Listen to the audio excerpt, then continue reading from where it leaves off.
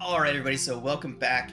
Last session, you all freed the unicorn LaRue from the corruption that had overcome her, and after doing so, she joined with you all to do battle against the creature, the being that had defiled her little demi-plane. You defeated this strange, ooze-like abomination with a unnatural intelligence, creating mimics of the different creatures that had consumed from LaRue's place, from LaRue's demi-plane. But you did defeat this creature and its amorphous minions. A grateful LaRue then bestowed upon you each a powerful blessing before you all took your leave from LaRue's lands. Once you were back in Candlekeep, you were met by Keeper of the Tomes, Janusi, who informed you all of the recent goings-on and advised you to seek answers among the library's great readers. You were all able to tell her a bit about what you experienced down there, and she believed that powerful demons, demon lords even, may be having some sort of influence on what's happening here. But she did recommend that you begin speaking to some of the great readers. Some of them might have further insight as to what's going on, and that is where we left off. So that is where we'll pick up. You've all had plenty of time to rest and recuperate after your grueling experience in Lore of LaRue. It is now the following day. If there is anything you all would have liked to do during the evening, just let me know, but it is now the following day. And Keeper Janusi has assured you all that there will be no pressing matters for the foreseeable future, giving you all some time to not only research what's been going on with these strange cults worshipping various types of slimes and other fiendish creatures. That, along with whatever other research that you might have for your own personal goals.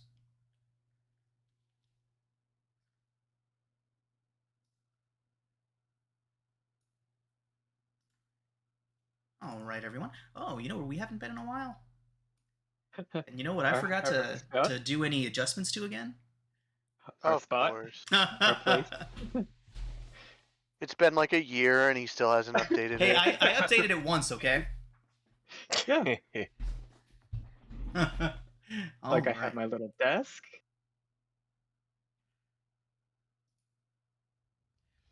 All right, everybody. Hello. Brayless is like, well, I guess I'm sleeping on the table. Oh, right, Brilliant doesn't have a room yet. No. Over the vending machine. Bed here, please. Vending machine here.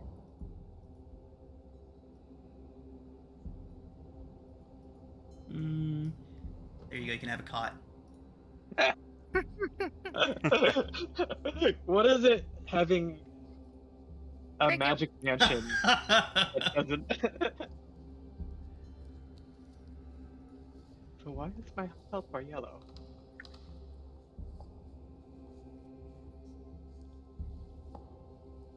All right, everyone. So, you've been through quite a bit these past couple of weeks. All of the events of the Gripply Village, Sarah of Yellowcrest Manor, and now the Lore of LaRue, all of this would have happened within the course of maybe, 2.5 to 3 weeks? If we include your downtime in there, maybe up to 3 weeks all of this has taken place during. A lot of major events.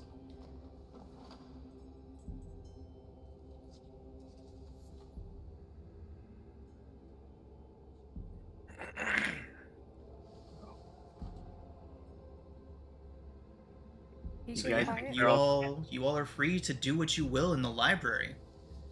Okay. During any of our huddles, I just asked the question: do you think any of this is connected in some way? Oh, what's connected, do you think? Everything that we've been through. When I met you guys, you were fighting snakes. Really big, ugly snakes. Yeah, okay, okay. The snakes maybe aren't connected to Yellow Crest, or are they? It was cultists. And we were fighting cultists and then more cultists? And then were cultists behind what we just did with LaRue? We don't know what was Well, behind that. Well, the thing is we are seeing a very similar dark, oily substance and spore-like substance at the scene of so many of these occurrences. Yeah, Uskar, does your brother hate unicorns? You don't know. Well, you at least remember what your brother looks like now, right? Yeah, it's a general description that I say it looks like, and comments just run with it. Okay. And then And I also used magical tinkering whenever he kind of manifests as that spore thing, so we have an image of it on a sheet of paper. Nice. Okay. Well, first thing tomorrow, I'm probably gonna try and requisition something that maybe could help us figure out where Rage is. Uskar's going to be studying about the symbols and stuff that Rage and the magic behind what Rage is using. That's what he's doing. He's going Very to be nice of you to give me a investigating. warning on that, Edzo. I appreciate it.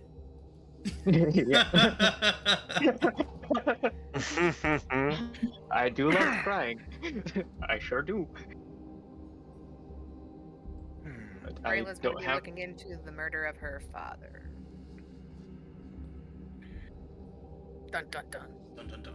Uskar is almost to the point of being obsessed with figuring out what Rage is using, the magic behind it, the symbols, and what his ulterior motive is. Yeah, can we figure out anyone, or is there any reader that can help us with those? Help you with what exactly? The stuff that I just rambled off. You have to listen to me. Sorry, I was reading something. If you could repeat that. I said Uskar's basically come obsessed with trying to figure out about the symbols that Rage uses in his magic, what kind of magic, and all this magic stuff that Rage is using, and like just trying to figure out what his ulterior motives are. Okay. Excuse me. Are you broken? You missed No more than usual. You missed the joint coughing dying session.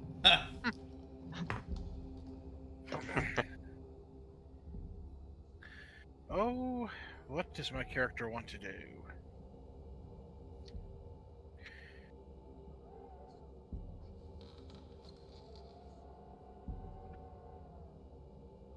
Well, if we're going to be hanging around the library for a bit,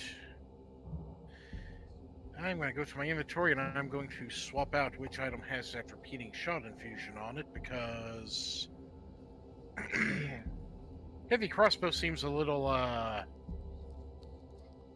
unwieldy for if we're going to be browsing through library books and the like.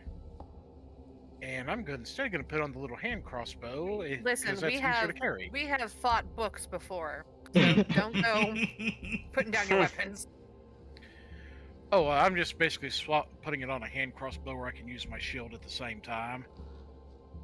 Hey guys, we have access to the restricted sections now, so maybe we can further our research into like demon shit. Yeah, Cool. demon shit. Yeah, demon shit. I feel like we would just hold Adso up to the gate or the guard or whatever and just like, we've got our own. I promise to watch them as they read everything. And nothing at the same time. You got a hefty intelligence. I've got a decent intelligence for sure. Okay, hefty for a fighter. Oh yeah, because it's a 14. He's way too intelligent for a fighter. Brayla's got a 10 and a -1 to wisdom. Nice. I've got a 18. Okay, so morning routine. I need to get myself a mirror. We're gonna do some demon shit research. Find out which of the great readers knows things about demon shit, Demon shit. and then maybe take a trip to the restricted section. Seems like a fairly solid plan. Okay. All right.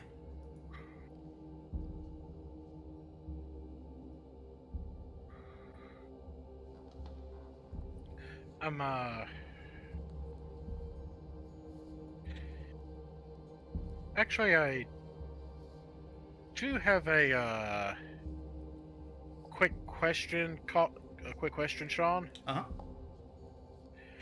Would it have been possible for my character to have requisitioned alchemist supplies at some point? I Absolutely. think now is the time. Yeah. This would be the time, and you would be able to go to the outfitters, and as your esteem is rising in the library, so does your access to specific requests, and an alchemist kit would certainly be well within that. Okay, so +1 plate armor. Do we have a gold limit on what we can requisition now?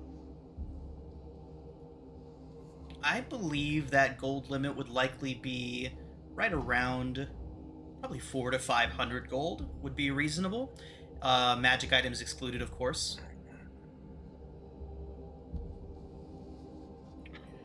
okay. Since I have proficiency with alchemist supplies, would it be possible for me to set it up to attempt to brew a extra healing potion for us as we're doing either overnight or as we're doing some of the research? Yeah, that seems fine.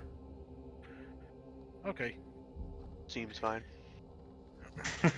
I always like to put those modifiers onto things because I never know if I have to lie, if I just made myself a liar or not. Well, actually, let me hold on a second. Just to make sure that I am not. Just to make sure it's not too out of the ordinary, let's actually check and see.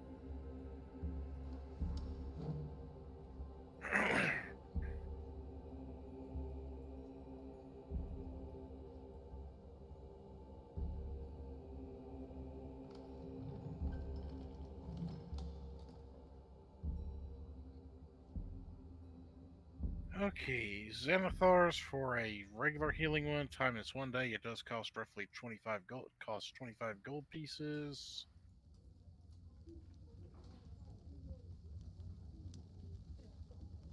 Okay.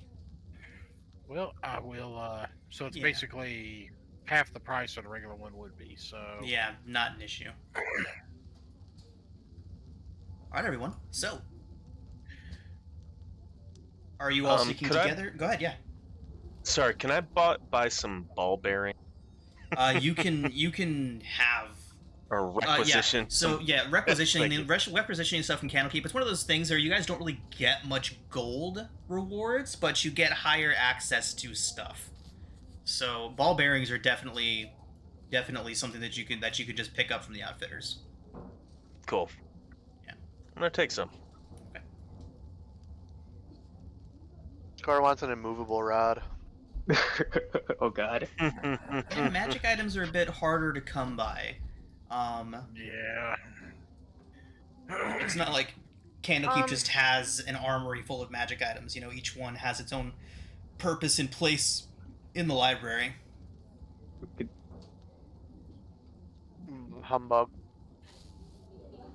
Maybe someone knows where to find one. Maybe someone has a rumor where something is, and we could just do a side quest to grab it. See, things like that are perfectly reasonable. Or requisitioning. You all are at a good standing in Candlekeep now that there's other adventuring Can I groups out there order that it? can go out that can go out to procure items for you. So yeah, I think what we may be able to work out is when we're doing our back to Candlekeep sessions, if there are some magic items that you would like to try and have requisitioned for you while you're away or while you're working will go by rarity, and then there will be a percentage chance. This is the way that I was doing it in a Descent into Avernus with this big market they have there. So the higher the rarity, the lower the percentage chance that the person you're sending it for will actually find it.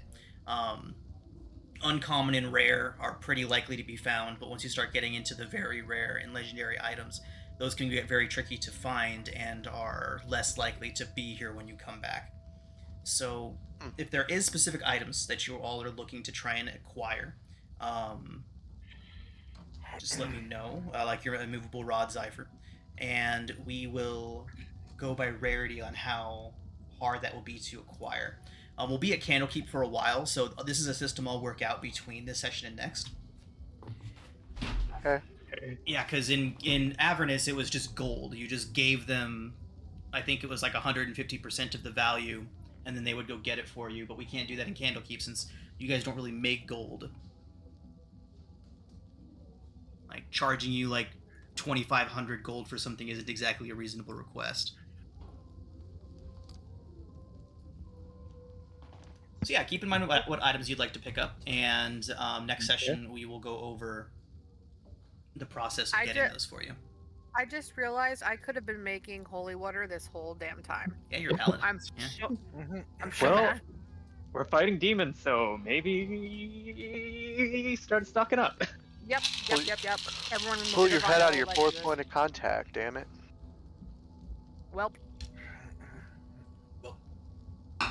Also, if anyone wants temporary +2 bonus to AC, I can marry people. Right? Ceremony. Are you a peace queen now? Oh, ceremony. Oh, okay. Yeah, the ceremony That's spell. peace. I could Not the probably peace read the spells I clarifying pick. It wouldn't You hurt. don't, you don't need them. Let me check what Bane does. Adso will read them for you. It's anti-bless. It's the opposite of bless. Bane is amazing. I've got that too. I prefer bless over bane, but Why not both? Hey, listen, I used the Fine Steed, and that was pretty good. yeah. Well, bless always That- works, and bane has a chance of not working. That is accurate. I do have a question for Rigel. How Mhm. often have you been able to utilize that rapier that I put that infusion upon? Well, it's my +1 weapon, so Okay. every time I'm in melee, it's useful. I Um, haven't used the blinding effect yet. Yeah, because I know that kind of runs counter to some of your abilities. On the note of +1 weapons, everybody, if there's no need to spend infusions on those anymore. Candlekeep would be more than happy to provide you each with a +1 weapon of your choice at this point. Okay. Ooh, I So already have in that one. in that case, if you want to, take that infusion back, I'm happy with a +1 rapier instead. Okay. What I am considering is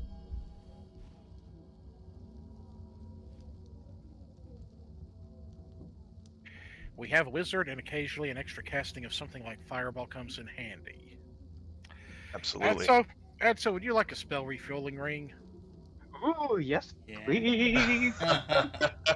Give me. That is You are massively such a more good- powerful. Yeah. You are such a good provider. Thanks, Daddy. Oh no.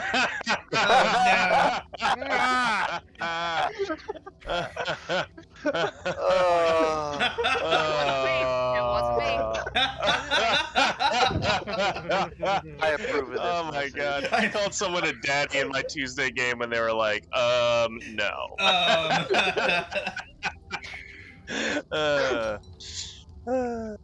But yeah, that'll give you an extra casting of a third level or lower spell slot. Okay. Nice. Takes an action to regain it, but if you're out, you can it'll at least give you one more shot of something. Yeah. Oh my god. This is like a mini ring of spell storing, Mm-hmm. which is Yeah, very good. exactly the item I want. Very strong. Indeed.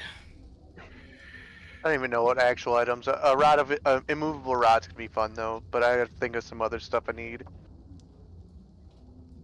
to eventually procure. Mm.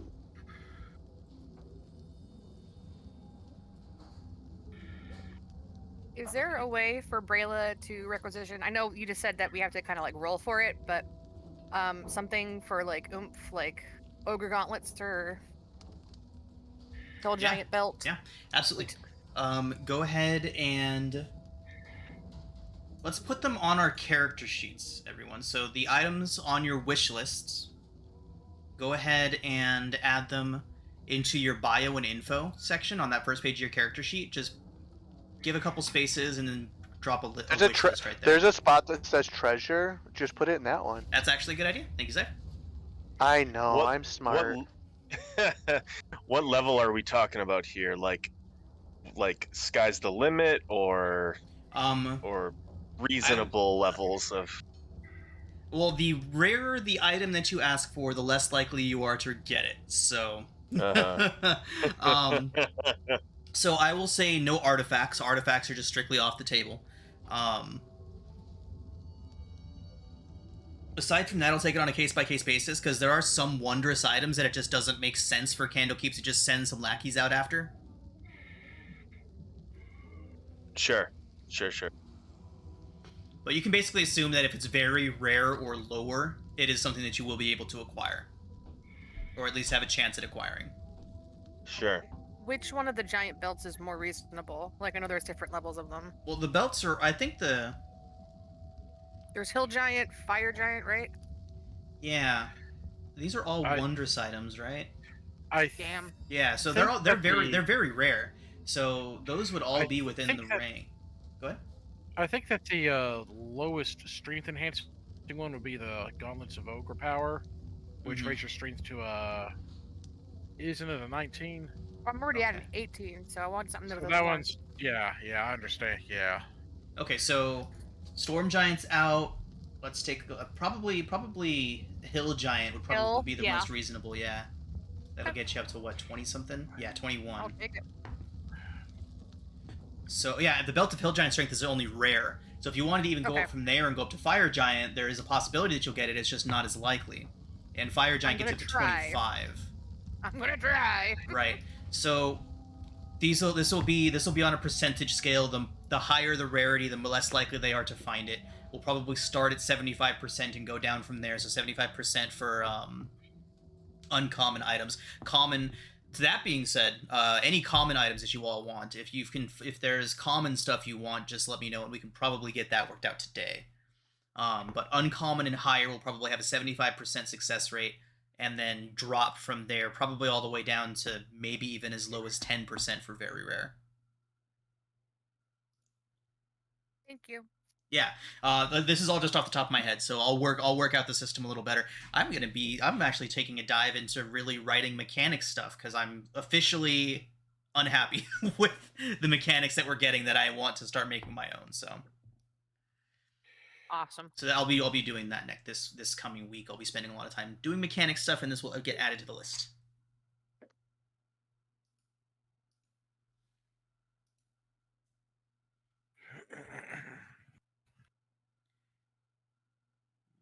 Right. Okay. Signet ring created. For spell refueling ring, just so I know that I've used that one. Now I gotta look at all the different cool items. Yeah. I know, it's mind-boggling. I want a magic item book so bad. And it broken down by, like, I don't know. It annoys me that I don't just know them.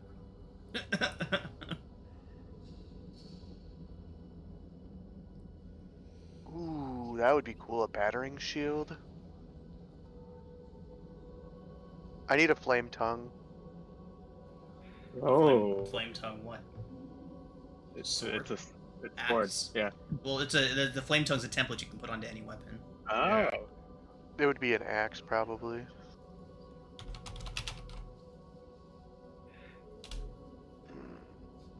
Okay, sorry, you said we're putting this in treasure? Yes.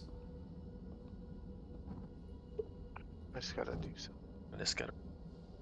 Okay, so flame tongue weapons are only rare, and y'all are level 9. Like, we are well into the range of y'all starting to get more access to magic items. So, although your list of items is extensive already. So, is the cloak of billowing common? Because I feel like that'd be very intimidating. Absolutely. Why is my... Brayla needs one.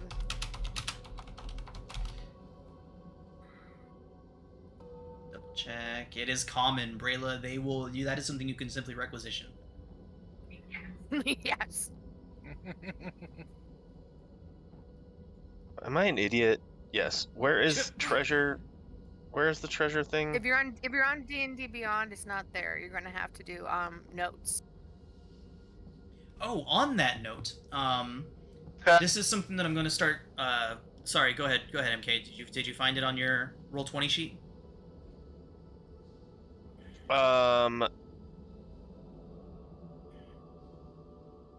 Roll 20, it's gonna be on the middle sheet. Yeah, in bio. All the way at the bottom. Got it. Yup. So for those of you that are using D&D Beyond, I'm going to start asking that you also maintain a sheet on Roll20, because I'm running into a problem pretty consistently that I need info on a character, and like while I'm prepping and things like that, like I need to say like, oh, I want to make sure that so-and-so gets an appropriate challenge. I need to check out their skills and their abilities and make sure that this character has appropriate challenges for them, and then I'm running into blank character sheets. So real quick with this, we can just go back to using it. I mean, it's it's entirely up to you. If you Yeah. enjoy using D&D Beyond and you can make it work in Roll20, then that's perfect. That's perfectly fine. I just need a reference on my end. Is the main thing. So if you want to switch back, that's entirely up to you. But I just need a reference in Roll20, one way or the other. quick Is there question. Sorry. Go ahead. I was gonna say, with this flame tongue, can we boost it up a rarity level and make it a +1? You want to go for very rare and go for a +1 flame tongue sword? Greedy. It's for the better hit is really what I'm looking at. Yeah, I mean, Because I gotta be able to hit. I don't see why not. Like I said, well, we're just gonna set it up as a percentage. So, and yeah, so they're like the very rare. I think we're going all the way up to a 20, probably as low as probably as low as 10% likelihood of them tracking it down for you if you're going very rare. Aw. What would rare be? I'm thinking 25%. Then uncommon a 50%. That's where I'm leaning right now. Because remember, you're not having to pay for these. You're just getting an opportunity for them to be here the next time you get back. Okay. The way that I did it, the way that I've done it in other games before is that I've allowed you to pay to increase the odds. It's basically a rough approximation of the purchasing magic items from Tasha's. I don't know how I would make that work in Candlekeep, though, as you're all basically a bunch of commies here. Yeah. You live in a commune. Right. But since you're requisitioning things instead of paying for them, I'll need to come up with a different thing. Like, maybe it can even be as simple as doing some tasks around the library, or hiring a third-party group to go out and find the stuff for you. I'm not sure yet. It's something that I'll have to work out, but... Uskar is not above shoveling shit to get a cool-ass sword. He did live in the mountains, so... Question. Sure. The thing I'm thinking of that might be most useful would be adamantine armor. Okay. Ooh. What my character currently wears is a breastplate style one, so just that not getting crit is a lovely thing. Okay. Yeah, I mean, adamantine armor is only uncommon, so you'd likely have a 50% chance or better of that being able to get requisitioned for you. I think I'll go with that in that case. Because the thing is, with all the various stuff that artificers eventually are able to put together, well, it kind of makes it where you don't always need it as much. Right. But something like adamantine armor, that definitely works pretty well. That's what I need, actually. There's got to be a magic item to give me movement speed.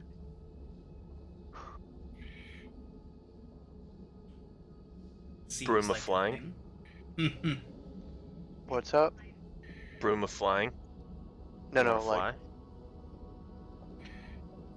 That Wait, no. winged boots? Uskar flying sounds I like mean, a terrible that would idea. do the job, but Not really part. I don't know. I don't see that for. A battle velociraptor?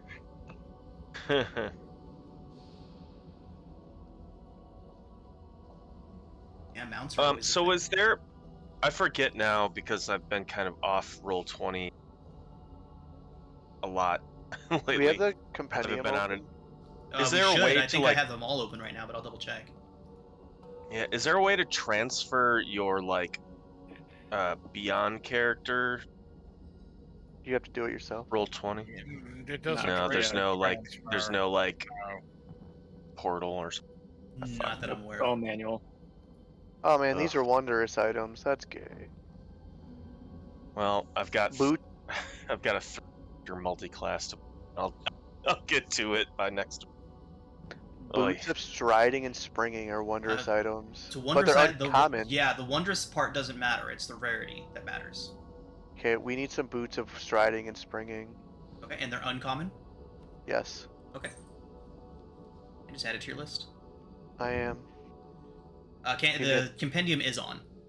I'm Yeah, I only running saw. 5 games right now, so all of them should have the compendium open. Theoretically, if it's an uncommon, if I had enough time, I could make those. Yeah. But if I recall right, with the uncommon ones, I think it's a case of do I have the 2 weeks to put into it.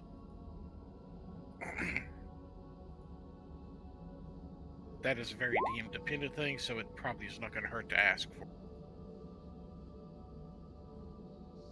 Ooh. Are we rolling initiative for any reason? No, I just saw ads to do it, and I didn't want to be left out. And you had to add adult blue, and of course you some had odd to do it reason. as an adult blue Draco Lich.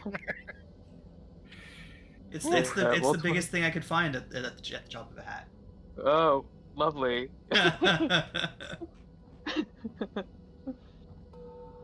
Yeah, Roll20 doesn't like my initiative for some odd reason. It keeps on resetting it back to 2, even though it should be 7. Yeah, well, I get a special ability that it puts my intelligence into initiative. Okay. And doesn't like registering that. I'm on your sheet right now. Yeah, it's just every time I level up.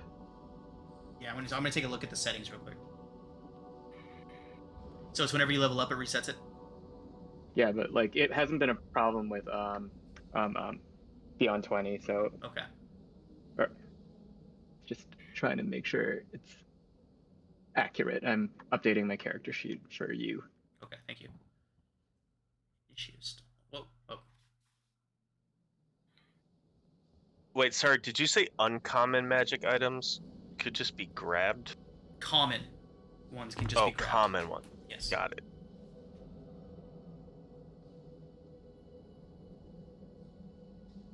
Okay, so just as a heads up, when you're all asking your questions about your own personal research, keep in mind like the locations and those kind of things where they're going to be, because that's just the kind of questions that I'll be asking.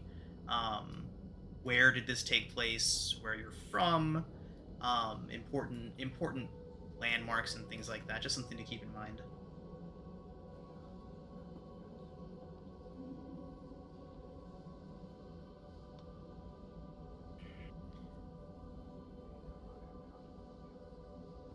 So, if everybody is done going through potential magic item requisitions? Spell component requisition. I said I would try and get a silver mirror. A silver mirror. Okay. Yes.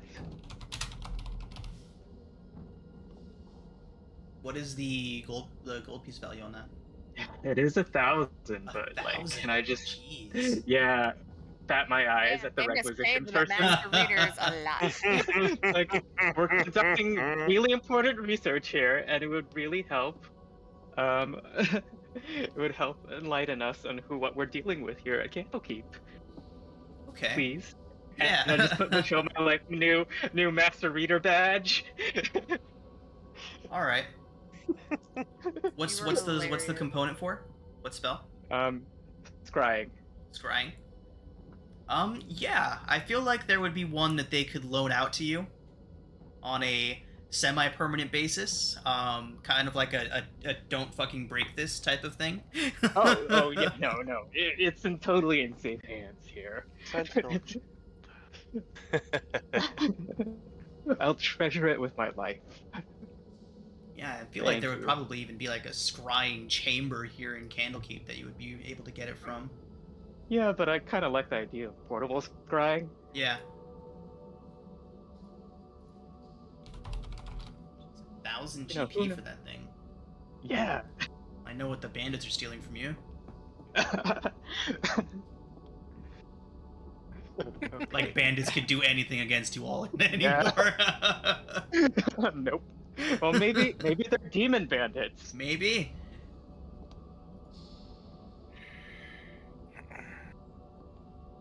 Okay, very cool.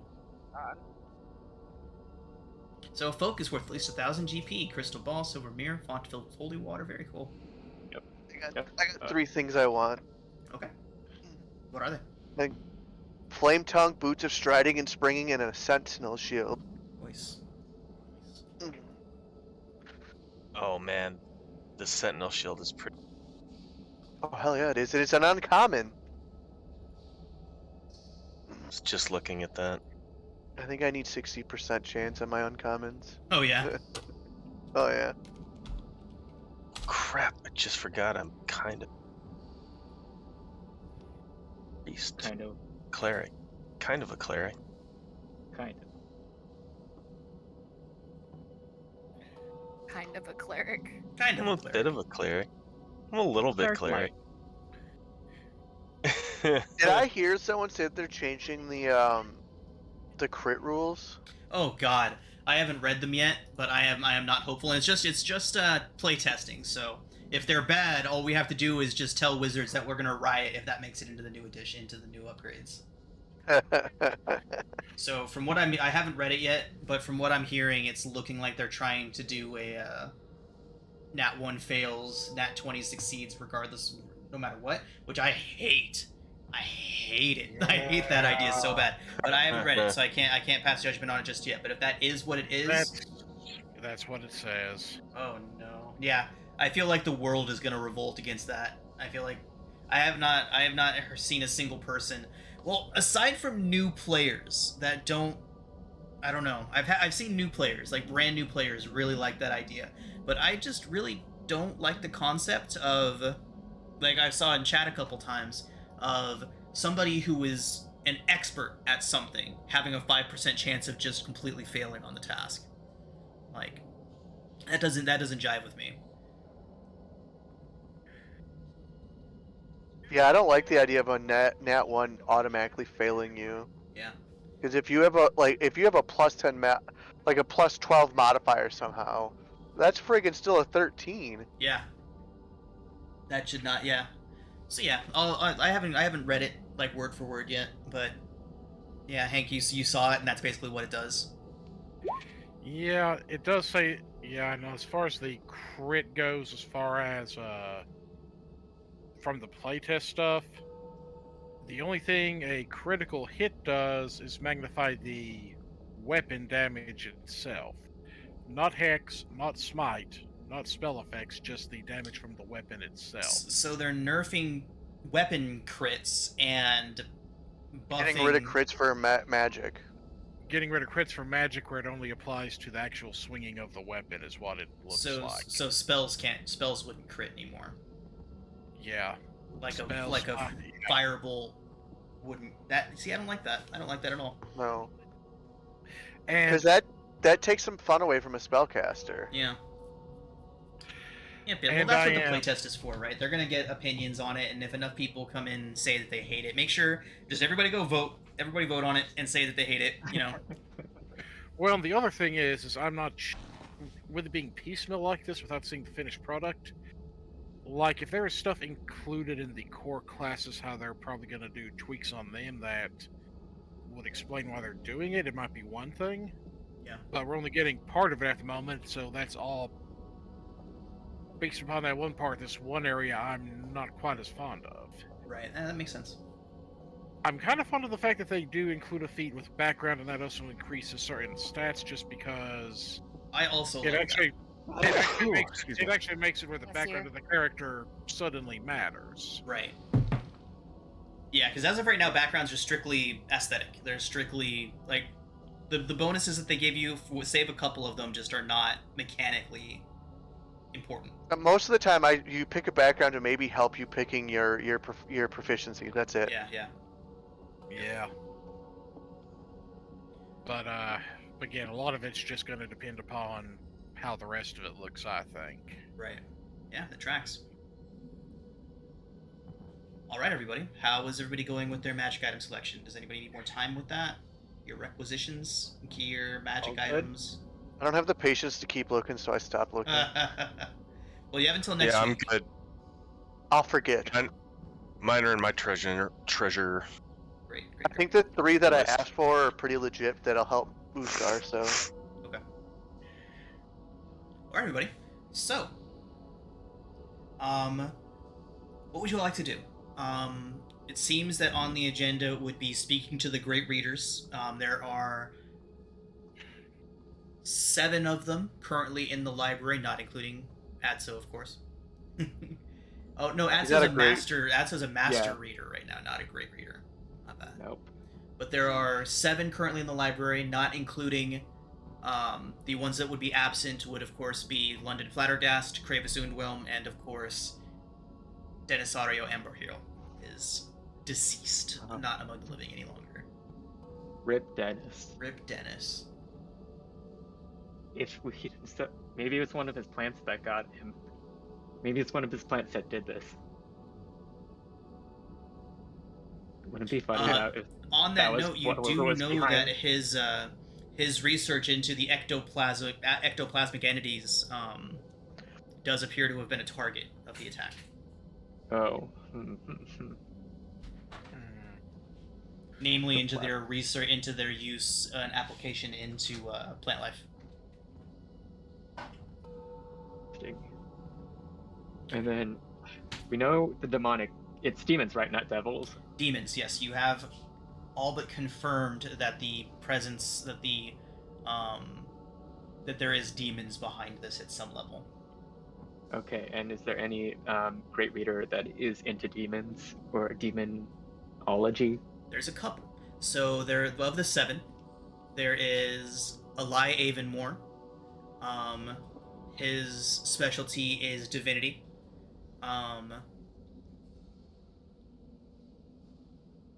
Yeah, the gods and the nature of the divine planes. There's Alchrist. Concerning his main focus is on military strategy. There is Dural Yashenti. He does music, poetry, and literature. There is Feminor Scriven Bark. Their specialty is in folklore and the cultures and history of Toril. Kazrin Neontani, celestial and astral navigation. There is Silvira Silvakis, whose expertise is on the Great Wheel of the Plains. And there is Vizier Og, primary focus on the unnatural, undead, and aberrations.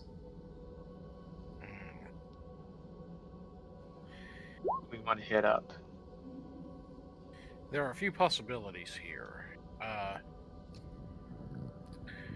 For general information, the expert upon the various planes may be a solid option, but considering there is a potential of demonic and various infernal influence here, perhaps the more demonology experts would be the best ones to go to. Considering we've seen both devils, the influence of both devils and demons in some of the encounters we've been having. Were there devils? It's mostly strictly been demons so far. Yeah. I thought that. Oh, And possession. yeah.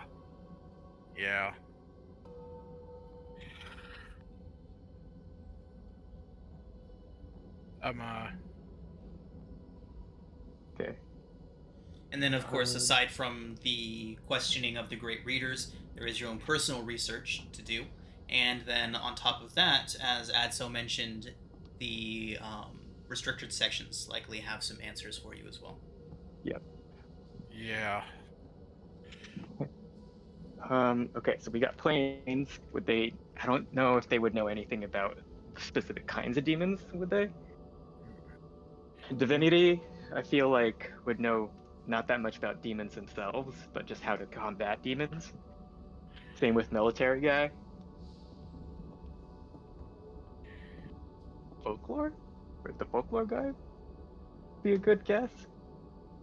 LaRue was a folklore thingamabob. Mm-hmm. She was. Yeah, let's hit him up. Okay, so Feminor? Feminor Scrivenbark? History and folklore? History and folklore. Let's see. Okay. So, the great readers are never really difficult to find. If they're in the library, all you gotta do is ask a couple people and they'll be able to lead you directly to them.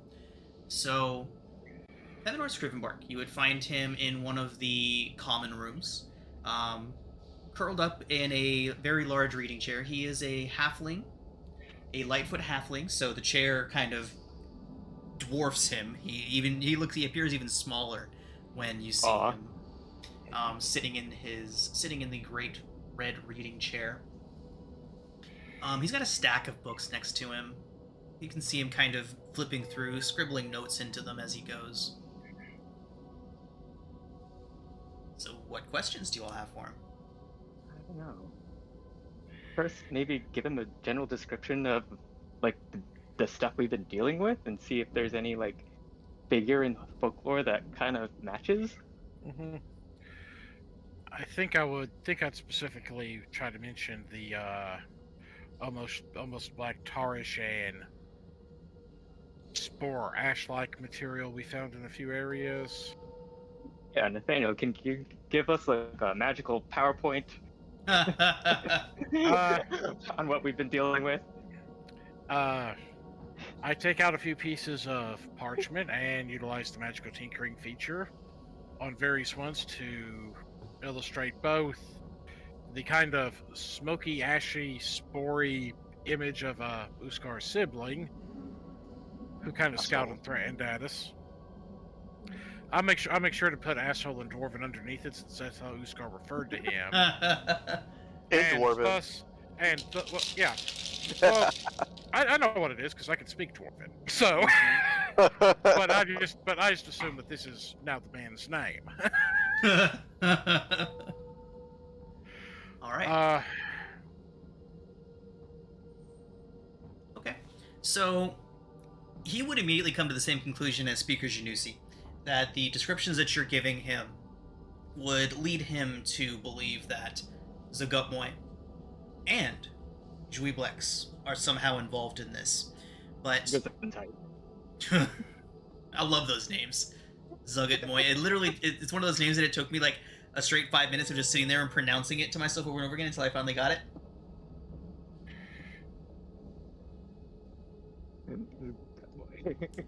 Ace, is that okay if we give Zypher access to your sheet to take a look at it? Yes, that's totally that. Yeah. Okay. That way you could keep DMing. These freaking Brayla, it looks like you're still in the character mancer. Yeah, it's not doing what I needed to do. Okay, I think I'll just get out of it. I think I can give you no. I can give Zypher access from even if you're in that. Okay, you're good, Zypher. Thanks. Okay. Sorry, guys. No, you're good. You're good. Totally fine. So yes, Zagutmoy and Dweeblex both seem involved, but aside from that, he thinks on it heavily for a moment, and he would go on for a while, kind of rambling to himself, speaking to himself more than anything, kind of collecting his thoughts. He would say that Zagutmoy and Dweeblex are mortal enemies. They hate each other more than is comprehensible by mortal standards. Their hatred is pure, primal, of the chaos. So the idea of them doing anything together is strange to him. But he does remember a small detail that the bards he's heard the bards singing of battle that they fought on the prime material plane sometime in the past. But that's all he would really know of it. Do you know where that was? He shakes his head and he says he's not much for those kind of tales. Yeah. Well, he knows he's heard it before, but as far as the details of it, he's unsure. Thank you. Do you guys want to hit up the battle guy? That might be the next option because I'm fairly certain that a combat between demons would well be of considerable interest. Yeah. Like, he's probably studied this battle at some point, maybe, or have heard of it, or knows at least where it is. And maybe we could just visit there and get more clues that way. Yeah. Because it's on the prime material plane, so you should be able to get there. Supposed Okay. to. So heading to Alchrist, Yep. Yes. politics and military strategy. Mm-hmm. Okay. So Alchrist can be found out on the training yards. There's not a whole lot of fighter training going on here at Candlekeep, but when you do arrive, there is a small training yard just north of Exaltation. And Alchrist is a Dragonborn, a bronze Dragonborn. Oh, fancy. And he stands very tall, very upright. You can tell this individual has a very tight military background. He doesn't wear any insignia of rank or anything on like that, but anyone else that served in any military in the Sword Coast would immediately recognize that this is a military man who retired at rank, most likely. But yeah, so questioning him, he would kind of turn his nose up a bit at some of the more gruesome bits, and he would say that it doesn't sound like these creatures are fighting with much honor. Okay, yeah. Oh, most likely not. That's kind of par for course for things like Yeah, they're demons. not. Kind of turns his nose up at it, and he says that he's always had a lot more respect for the infernal fiends, the devils, ordered ranks. Almost a bit of admiration in his tone until he catches himself and realizes, like, ugh. I am noting that down. Very all much been there. contempt. Very much contempt for demon kind, though. So much so that you're learning that this individual has a very biased view towards them as unruly rabble. The idea that they could be planning something at this scale, he finds laughable. Unwilling to even accept it as a possibility. Do you think the devil might have got them working together? That piques his interest a bit. a devil. He thinks maybe an archfiend might have had the resources to bring a powerful demon to bear and point it in the right direction. Says that, Okay. yeah, he goes on for a little while about how resourceful they can be and then catches himself again and stops. This guy sounds fishy. What's his name again? Alchrist. Alchrist. Okay. And then, would he know of the battle at least, and where it happened? He would again say that the dealings of demons and their squabbles are beneath him, and thus he does not know.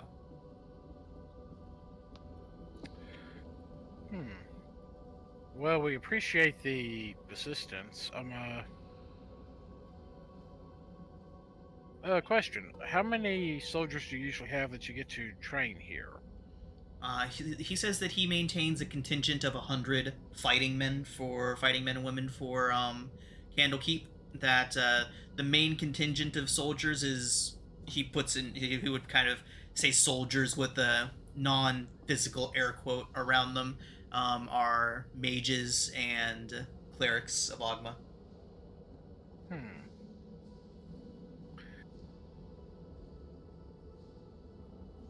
Well, considering some of us are a little bit more martially minded, we might have to attend some of the training at some point. Just so if we're ever fighting alongside you at some point, we kind of know each other's tactics and skills a bit better. He would agree and say it's a fantastic idea. You guys can do that.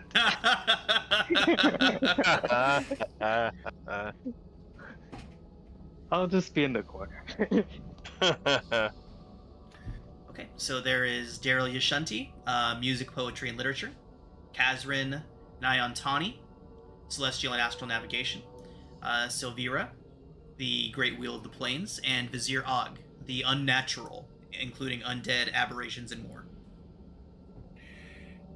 I would say probably one of the latter two, either the aberrations or the Great Wheel of the Plains, is probably our best two options. Okay. Does anyone have a preference? No, we can question all of them, I guess. But yeah, let's go planes next, and then aberrations. Okay. So Vera has her workshop, I guess you could call it, in a far-flung tower in a corner of the library that is very seldomly visited. It is a tall tower, and it takes quite a while to climb the steps. It's obviously an extra-dimensional space, and she likes people to have to work to get to her. Whether she just likes to mess around with them, or if she just doesn't like to be bothered, is unknown to you at the moment.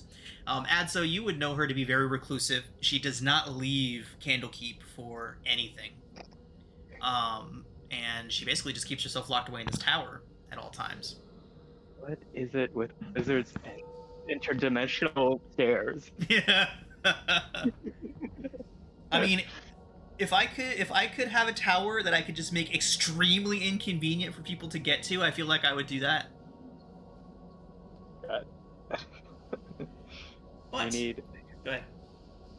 Oh no, it was just like I need a spell to just get up to the top or something like that. You just do a misty step every 30 feet.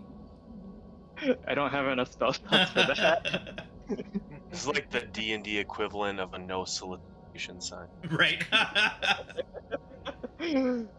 Gotta get through it. So Vera is a tiefling, and she keeps a few different little pets flying around in here with her. She has a pair of tressums, one jet black and one powder white, that fly around, and every few minutes they absolutely kick the shit out of each other in the air before bolting across. So they're like real cats. Oh yeah. Grumps gets in between them and makes gradient. Oh. He's gray. Nice. So we got black, gray, and white. You ran out of toner. But presenting all the information that you have to Silvira, she would be able to give you more details about them, about Zagutmoy and Juiblix. The Great Will of the Plains being her area of expertise, she spent quite a bit of time studying the Abyss, and she does say that Juiblix and Zagutmoy, this may be repeating lore some of you might know already, but some of you may not know this. They share a layer of the Abyss. They are two demon lords that are intrinsically locked in conflict with one another. It is extremely rare, if not a singular occurrence, for two demon lords to share the same level of the Abyss. Some people consider the Abyss to be infinite. Others believe that there are 666 layers, but one thing is certain, there are a lot of different layers. And so the idea of two demon lords being forced to share one layer is extremely strange. And that has been the case for as long as scholars have been able to study the Abyss. Zagutmoy, the Queen of Fungus and Growth from Death. And then Juiblix, the King of Slimes, and utterly insane Juiblix is, and thus the followers of him are also quite insane, which is something that Silvira would find a bit interesting, a bit odd. An organization of any kind being shown by individuals who seem to follow Juiblix. They are chaotic to the core, to the extent that they don't really plan these cultists of Juiblix. He says that it seems more likely that Zagutmoy, Silvira says that it seems more likely that Zagutmoy has found a way to dominate Juiblix.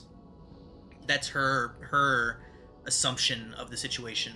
But she feels that she also seems a little bit odd as well, since Zagutmoy and Juiblix are such opposing figures that if Zagutmoy had overcome Juiblix, she would likely have just done away with all of the slime related things. The idea that slime molds are getting involved into this is very odd to her.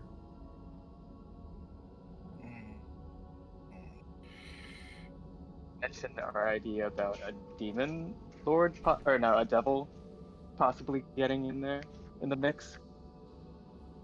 She would laugh at that concept. Okay. First off, Okay. she would let out a little bit of a laugh. She does not have very many social. She has some social quirks, but she probably spends a good 30 seconds laughing about that. Yay! Good for you. But okay, that answered a question, I guess. Yeah. So she says that the idea of a devil being able to work even for a small amount of time with a demon is laughable. And she says, who had an idea like that? Alchrist? Or something. Yeah. Yeah. What's his thing with devils, by the way? Do you know that? Yeah, she says that he did a mission into the Nine Hells to Avernus a few years back, and ever since then he's been trying to model Candlekeep's defenses off of the organizational systems he saw there.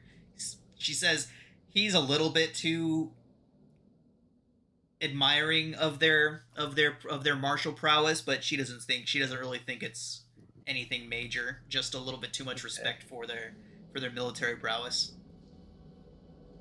Okay. Just take him off the suspect list, or keep him? Who knows? I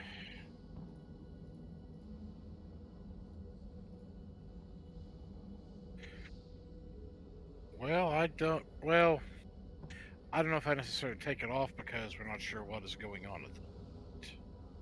Okay. We'll keep him, just in case. He's fishy.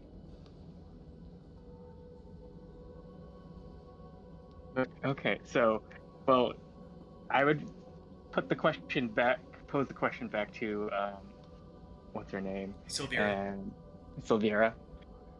And just be like, okay, so it seems impossible that they'd be working together or have some sort of thing, a way of like planning things. But it seems like that's what's happening right now. And so is there any like what could possibly be creating this sense of order in their magic? So she would agree that it does appear to be what's happening here. So she would be contemplative about it for a moment and say maybe they've merged somehow. She's speculating. A single being? She's speculating right now, but that is a suggestion that she puts forward. Was she ever aware of Dennis's experiments? Ectoplasm and growth? She would say that she was not really involved in Dennis's experiments. So, yeah, but that being said, she would be able to tell you all that all of his research would still be in his office. We might need to go look at that and see what he actually had there. Because in a weird way, both Zagatmoy and Zoiblex kind of fit into Dennis's Yeah. Jeez. like thing. It's a mystery. Yeah. Is Dennis? I think Dennis is still alive. I think he faked his own death, and he's the real guy behind all this. Oh, fuck Dennis then. I mourned him. Well, he almost got us killed several times, so fuck Dennis anyways. Rest in peace. A ghost shows up behind you, very upset.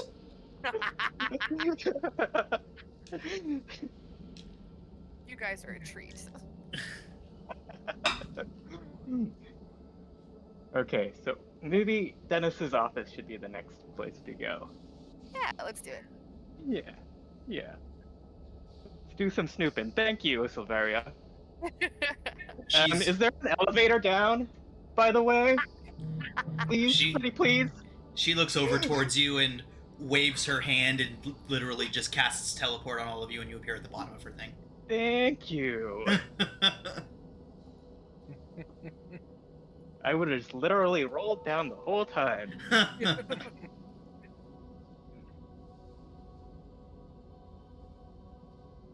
Okay. All right. So, heading to Dennis's office then.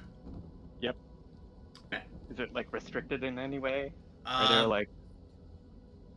It may have been if you weren't being accompanied by a master reader. Oh yay! Hello. I feel like we should go in like weapons out just in case. Yeah. Oh, we should be on guard. And who knows? Maybe a plant will come alive and try and eat us. Maybe we might just need to start reminding Edsel that he is a master reader so he can get us in places. Okay. Oh, I just did. And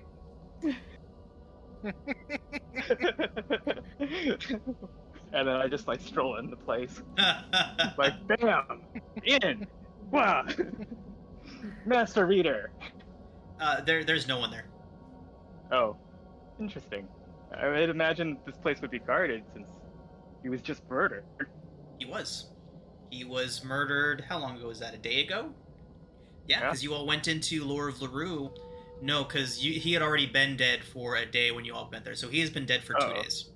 Okay, so is there still stuff here?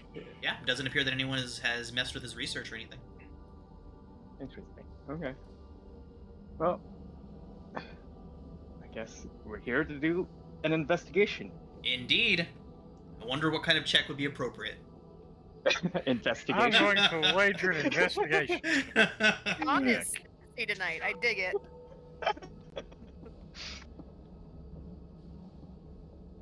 Okay. I'm gonna do Anyone that would like to can go ahead and make the investigation checks. it. Oh Oh man, I'm gonna share that. I don't Brayla's a like bit of a those. dum-dum. Investigative roles are not her, no. I can roll investigation. Much more lovely. Can I Brayla roll? rolls intimidation. She'll scare them books into talking. You intimidate the plans. Okay, so there are several. Bills off. Dennis's office, although it is in the interior of Exaltation, the moment that you walk into it, it is essentially an outdoor greenhouse. It is an extra-dimensional space that has been designed with constant daylight, at least in the state that you find it in. It is a bright summer day in a greenhouse that appears to be in the middle of a large open field.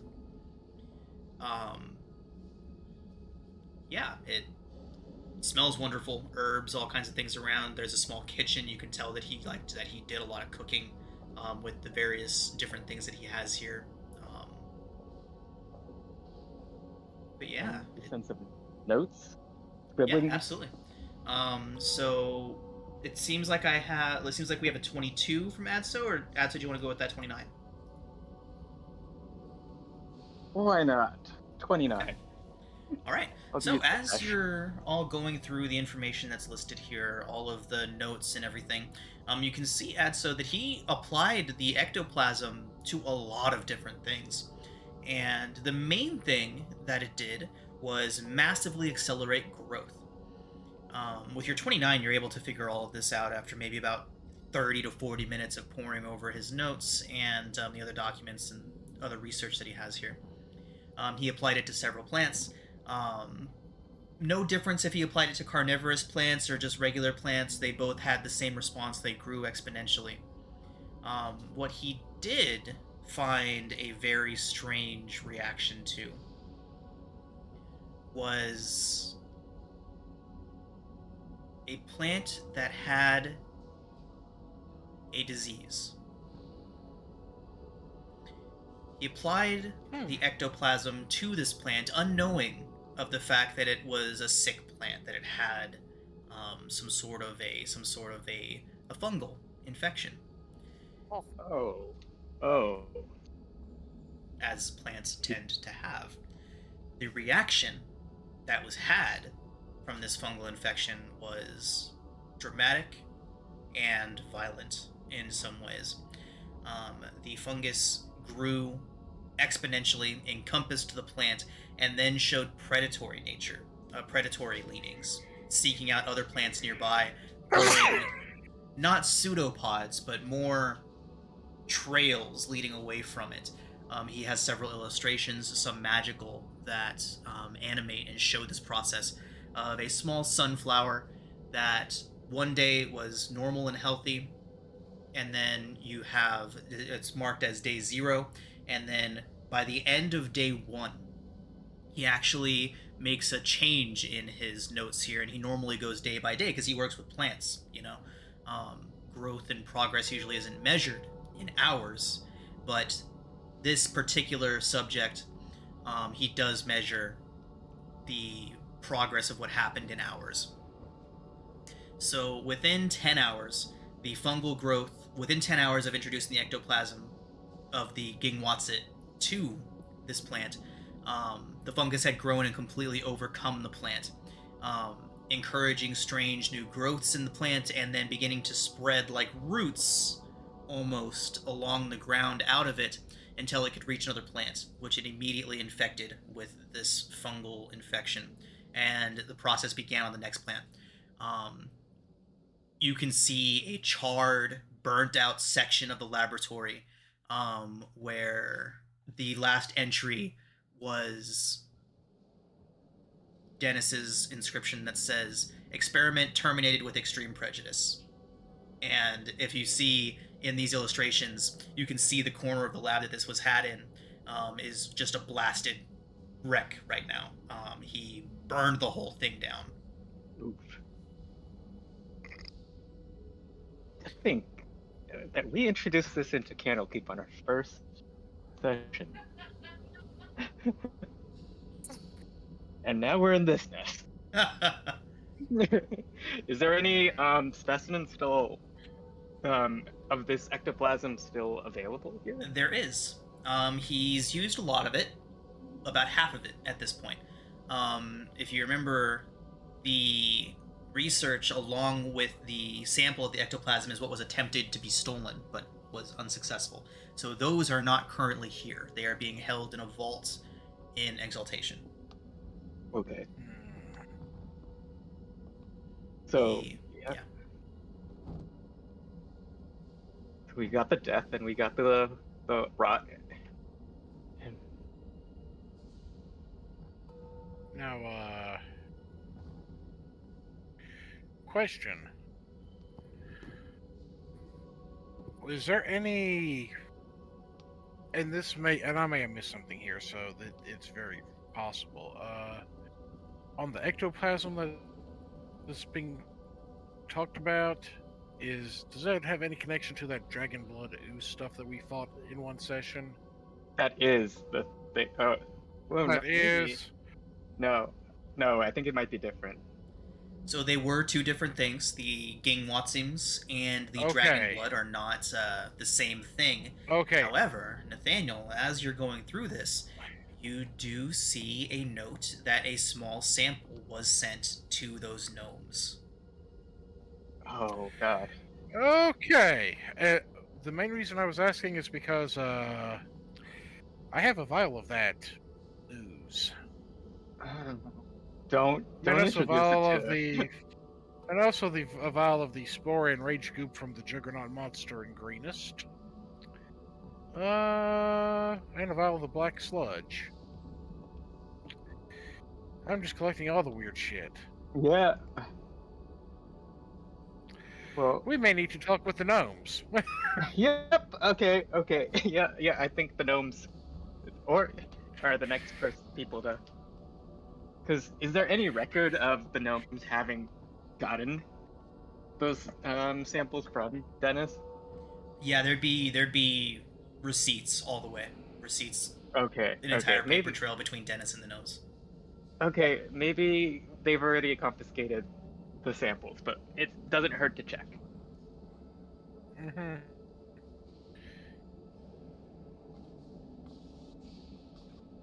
Okay. Can we grab these notes? Yeah, of course. Okay. I will collect them.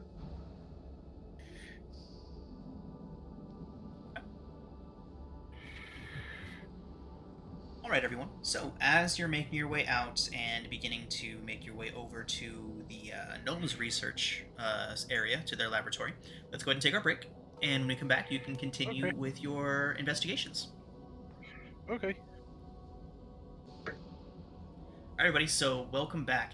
After discussing your most recent adventures with a few of the great readers, you now find yourselves with some interesting information and on your way to continue investigating. You have 4 great readers that you have not yet spoken to. You have the readers in charge of divinity, another one in charge of bardic things, music, poetry, literature, and whatnot.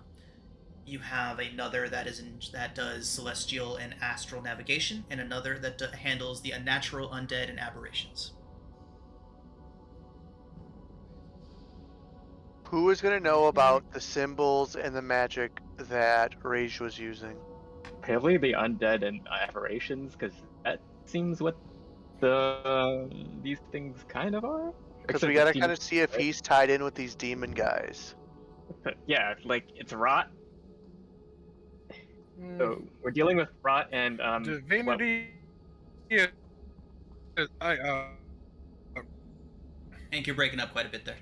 Just one quick thing that just dawned on. Can y'all hear me? Yeah, we got you back. Yeah. Okay. This should have dawned on me in the character before break, but the one in charge of divinity may actually know some stuff too, because this is a D&D setting. Not all divinities are good aligned, It's true, there are neutral ones. and there are Or evil evil ones ones. as well. Could God be controlling them? Could have God have fused them together? Mm. But if we're dealing with a god, then oof. So what would y'all like to do? Well, we were gonna go to the goblin, or no, the gnomes No. first. Yeah, Because because they we have had a- the dragon blood Ken Watson thing. They have a sample of the ectoplasm. Okay. So we'll go ahead and make that one quick. When you get to their laboratory, they do inform you that their experiment did consume the ectoplasm and was destroyed in the experiment. And unfortunately, they do say that as you all destroyed their experiment after the fact, they have no more research on the matter. Oh, They say yay, very, good. they very pointedly say that if you all hadn't destroyed it, maybe they could know more. But I say it was for the best, because then we'd have two loose ends where these Ken Watsons could come from. So, hey guys, pat on the back to everyone. Adso's cleaning up his own mess. This is not my mess. It's just, a small act in our very start of our careers has spiraled and snowballed down into something bigger than we can handle. And who knows, maybe some other slush reader could have been the catalyst, okay?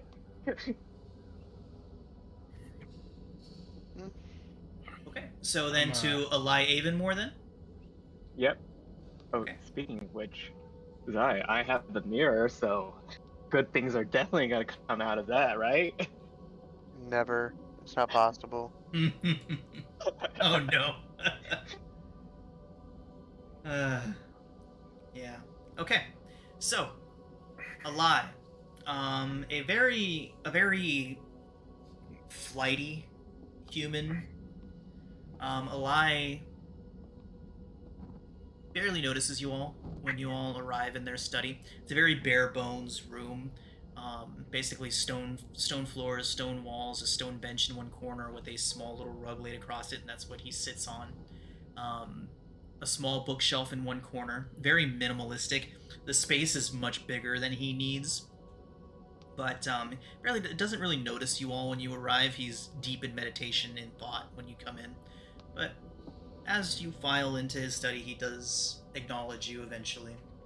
And when you bring up your questions for him, describing I'm assuming you usually start off just by telling them what you've been through the past couple weeks. Yeah. So the response to that is that he can't. He's questioned it several times. Keeper Janusi came to him while you were all in Lore of Larue, inquiring about if the gods could see what was happening and if he could commune with them, Ogma especially, as he is an Ogmite, and the other good aligned gods to see what they could figure out. And every time, he either got a very cryptic response that said, figure it out yourself, or responses that led him to believe that the gods cannot see what is happening with these demons in their involvement. That there is something intentionally shielding the gods and their followers from seeing what's happening.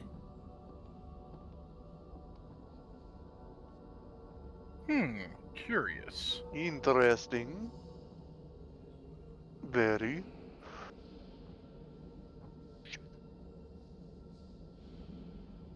Well, we definitely appreciate him taking the time to talk with us. And,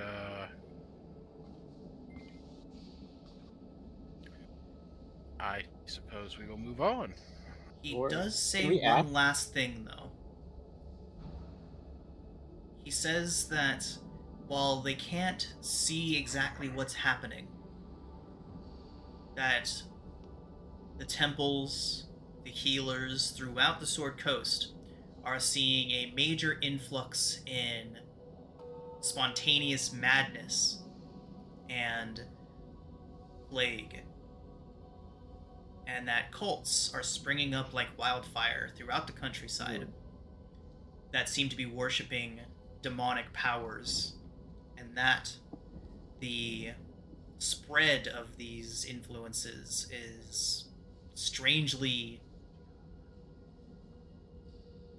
faster, for lack of a better word, that they're springing up and becoming active much faster than they would normally see them. Is there a god of rot and madness? He would say that rot would be the domain of Zgutmoy, but as far as a god,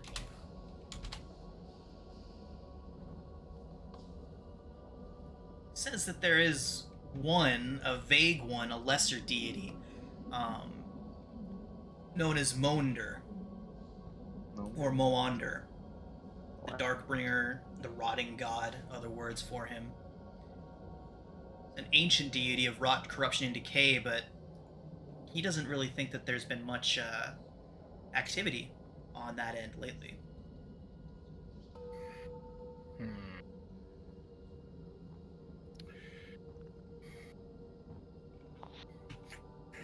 Possibility. Forgotten deity may be attempting to utilize these demonic forces as a smoke screen to regain power. Maybe.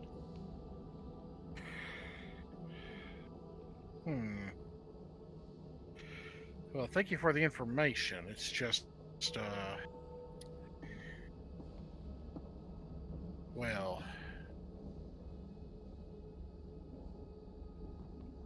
unsurprisingly, there's just more questions we have as well. So,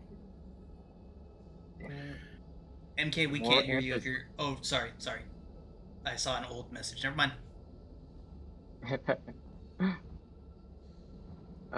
Yeah, more questions, the more we get answers. I don't like it.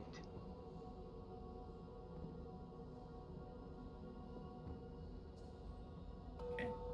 Crossing a lie off the list.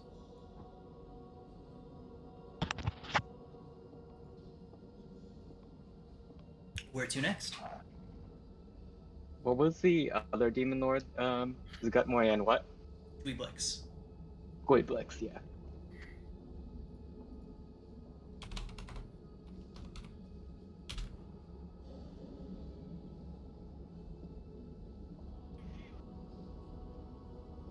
So there are 3 readers left that you have not spoken to: music, poetry, literature, celestial astral navigation, and the unnatural. Let's go a natural person. Yeah, that one might know more about what Rage was into. Okay. So, speaking to Vizier Og, Githzerai, Oh! he focuses mostly on beings of the far realm.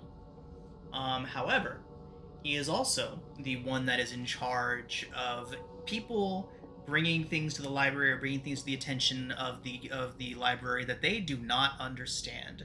When something new or unusual or aberrant, if you will, appears, he takes notice.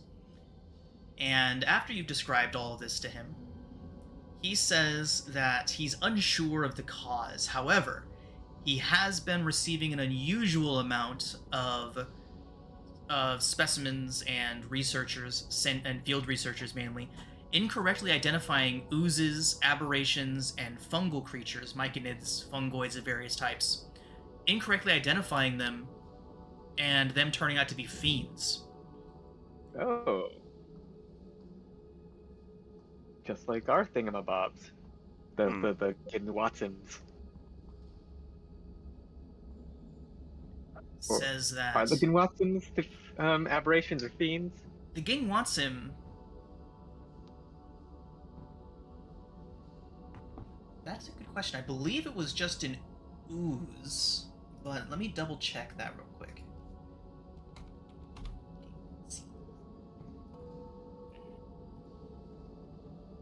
Oh, it is an aberration.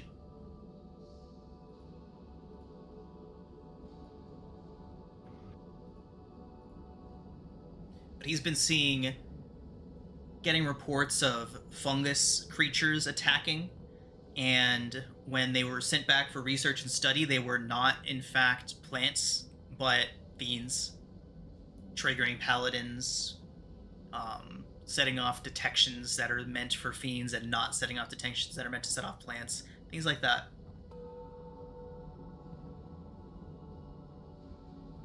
Interesting.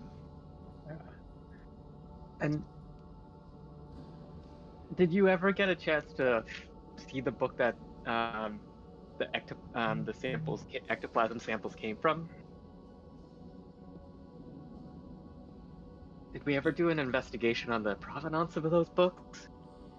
Well, he says that the magic that created the Gingwat seems isn't necessarily like forbidden or unknown. He says that there does appear to have been a couple of tweaks that maybe the creature that designed that particular spell might know more about.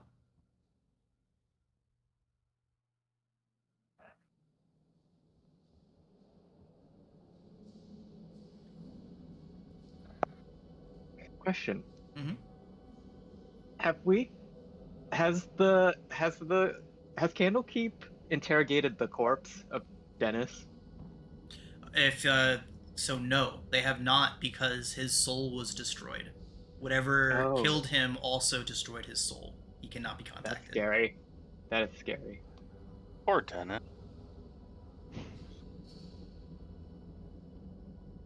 He was an asshole, but he didn't deserve this.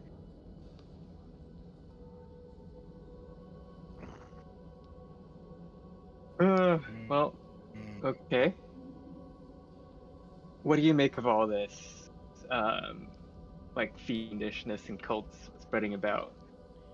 He says it's definitely concerning.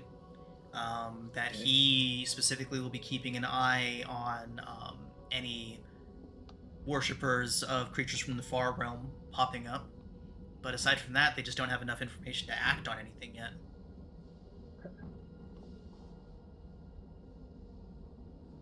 He does say that he sent one of his students to go and speak to the Lamia that you all Oh. facilitated the resurrection of, as That would be she is the one who wrote this particular spell to create the Gingwan seams. That she might be able to provide some more insight, and she certainly owes Candlekeep a favor. yeah. That's good on them. And have we done an investigation on what happened to the lore of the Rue? And have we got any examples from that we could offer? So, Nathaniel did collect samples of the spores and the slimes that were coming out of Lore of LaRue. I don't believe there has been any major effort to analyze them yet. Do you think this great reader can help us with that? This Or one... would another... Should we find the expertise of someone else? Or should we do the investigation ourselves? says that the only ones that would really have... He says Dennis would have been the one to talk to about it, unfortunately. But, Okay. aside from that, the only other ones that you could think of would be maybe the gnomes. The two scientists. Not that no. So let's just try and do it ourselves first. Okay. Thanks for all the help. And we'll contact you if we find anything that you can help us with. Okay. Okay. Bard guy? Daral Yashenti. Music, poetry, and literature. Is he the last great reader we have? There is also the celestial and astral navigation. Oh, yeah. Has anyone checked in with the Fab Five? Are they fine? They're not in Candlekeep at the moment. Okay. Has anyone heard from them? Do you inquire? I do. I do. I inquire. Okay. So, they have been sent to Icewind Dale. Something has been discovered underneath the oh man, I forgot what it's called. The underneath the Dwarven Valley. Yep, underneath the Dwarven Valley. Something was found there that required their attention, but that's all that you're hearing. Thank you. Was it? It wasn't another city, was it? That's under the Ragged Glacier, and that has been thoroughly studied okay. at this point. Okay, so it's not the weird Chartle and Dragon thing, right? Oh my god, speaking of which, I'm just going to throw this out there real quick. I had a party that just finished Icewind Dale, and one of them is one of the characters is a 3-foot tall frogman who is a bard with a silver tongue. And he convinced the Duergar to build a second dragon for him that he will pick up in 2 years that he intends to take over Icewind Dale with. Oh god. Yeah. He started a whole political campaign, and he became the mayor of one of the towns, and has Mechanation has plans to become the supreme ruler of 10 towns. Okay. Yeah. Instead of Dark Queen, they shall have a lord. Okay, so which one would you like to speak to next? The last guy, I guess. Yeah. Well, no, there's two guys. Two Oh, left. 2 guys. The folklore guy, or the bard guy. Okay. Not the folklore. So,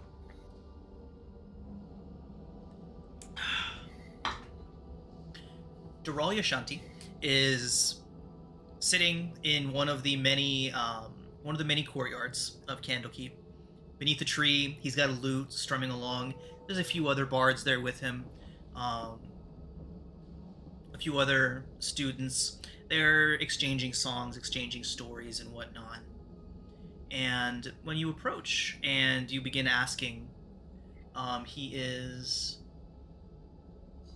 Dural is a human man, a little bit on in years, maybe getting into his mid to late 60s. He's still excellent with the lute, though. Even while he's talking to you, he's noodling on the lute and just masterfully producing music. And after hearing your tale, he would stop playing and set his lute down, and he would nod, saying that he has, in fact, heard of a couple stories of that seem oddly related to what you're talking about. He kind of looks back and asks the others that are assembled, "What tales have you heard of these two demons, Juiblex and Zagutmoy?"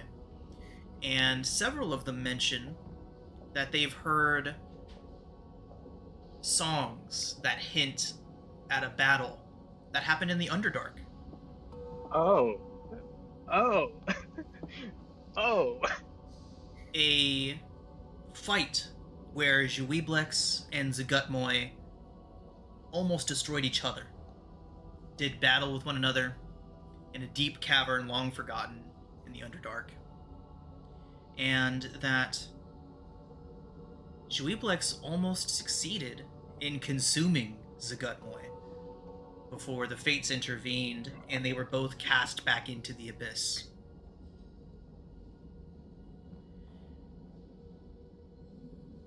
As they are bringing up more songs and more tales, I need anybody that is proficient in history to make a history check.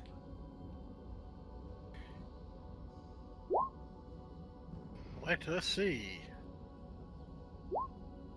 Nice. Look at them crits. So, Ushkar thought he was like, I did good, and then I was me smart, big brain. So, If I really wanted to gild the lily, I would use a flash of genius and I think the difference between a 29, like a 32, would not be up to that a 32. But that seems like excessive. Yeah. No, I don't either. Is it excessive? Is it? Sure. So, Anso and Nathaniel, at the same time, you remember this old song that you'd heard a long time ago. More that you'd heard people talking about this, and the lyrics come back to you. These lyrics speak of this battle between demon lords. It references that they shared a home but shared no love for one another. Obviously referencing Juiblix and Zagutmoy, and referencing the fight, the battle that they engaged with and how they were both nearly destroyed. And the last little bit that almost eluded you all, hearing of a dark spawn of their hatred that was created by their battle. No details, no specifics, but Praise the gods, we don't want to hear that. the song hints at the battle and destruction in the Underdark, and of a dark spawn of their hatred. It's Alistair, isn't it?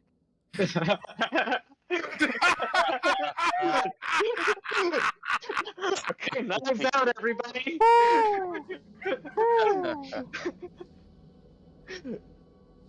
Well, Oh gosh. that got dark.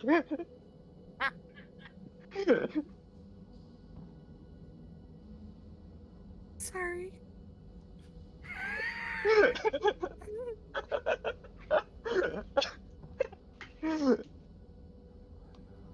Is Sean okay? Oh yeah, I'm just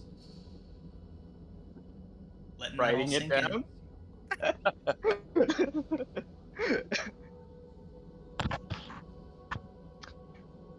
Okay, so it seems like we need to figure out, maybe investigate the source of these things, maybe take a trip to the Underdark. But I guess Potentially. we need to hone down where in the Underdark specifically, because he's big. But hey, at least we have a starting point now. This is true. Yeah. Should we at least talk to the astral navigation guy? Even I though- will save you the time. He does not know anything about what's going on, and unless you have specific questions for him, he would not be able to provide any insight unless you have specific questions. Okay, restricted section time. Maybe go into researching Underdark. Sure. Try and pin down where this battle was. Let's do it. Well, and also research information known about these two dark deities as well. Yeah. Well, it See what seems we like can we're not find.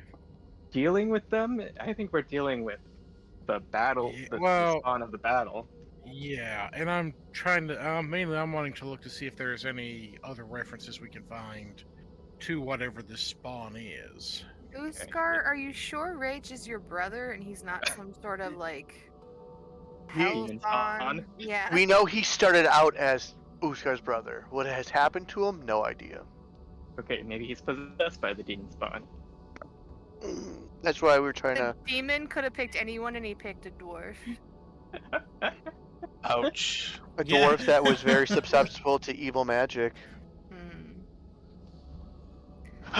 It's a new day. He keeps all the evil in his beard. Oh no. That's why Yes. it's big. Now we're gonna get attacked by his beard. Thanks. I'm not giving him ideas. Sean has plenty of evil all by himself. I like writing spooky stuff. Yes. Okay, so what are you all up to? Restricted section. Underdark. Zweeblex and the Gutmoy. Or Guiblex and Dweeblex. Ooh, ooh. Okay, let's go ahead and get some investigation checks going. Everybody or just the people who matter? Anybody that would want to. If you're all heading down to the restricted section, the sections on the Abyss, on the Demon Lords, they are down there and relatively easy to find. I'll take my 22. Okay. I think I'm going to burn a flash of genius to at least bump me up to an 18. That's a little. Okay. Brayla says, "Look, books. Well, As she Yeah. claps. Yay!" with my time turner powers, I didn't get much better. Okay. Okay. So a 22 and a 17 are decent. So your research would first point towards several references to the largest living being in Faerun, possibly in Toril. That's where most of you get to, is references when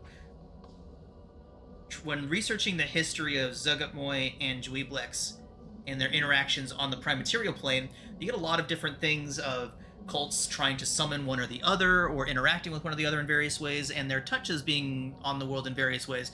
But every time that it comes up where you're trying to figure out something about them together, it always comes up either how much they hate each other, or referencing this one, the largest living being in Faerun.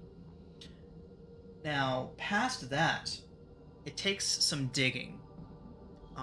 But eventually, Uskar and Nathaniel do bring up a name. The name is Aramikos. Go ahead and spell that out.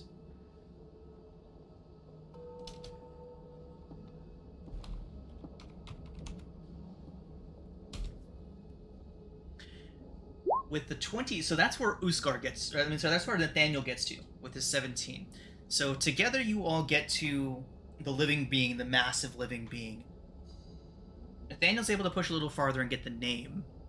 And then Uskar, with a 22, you delve deeper into the library's restricted sections, finding more information, and eventually that name yields an entity. There is a fungal growth that covers almost 1,000 square miles of the Underdark. It is one creature, one massive, single-minded entity that resides in the Underdark. And we requisition flamethrowers. I think we're gonna need bigger things.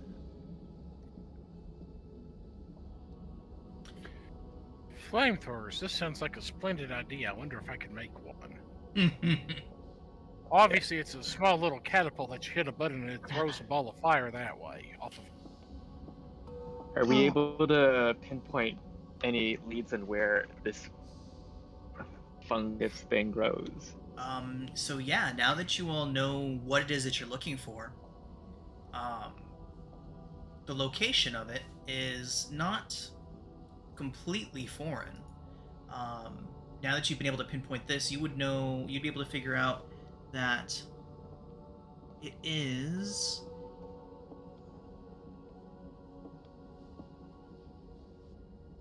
Sorry, I'm trying to find it. It is essentially underneath the High Forest. Like, the entire High Forest.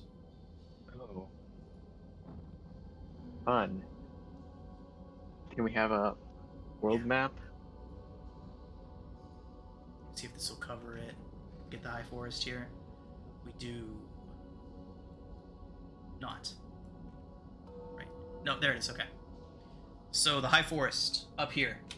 Essentially, after your research and figuring that out, you're able to figure out that Aramikos, the massive sentient fungal growth of the Underdark, essentially encompasses this entire area. Well, I think we're going to be able to find him. Yeah. Wow, that's a lot. Any bits of him that stick up from into the surface, or is it just strictly in the Underdark?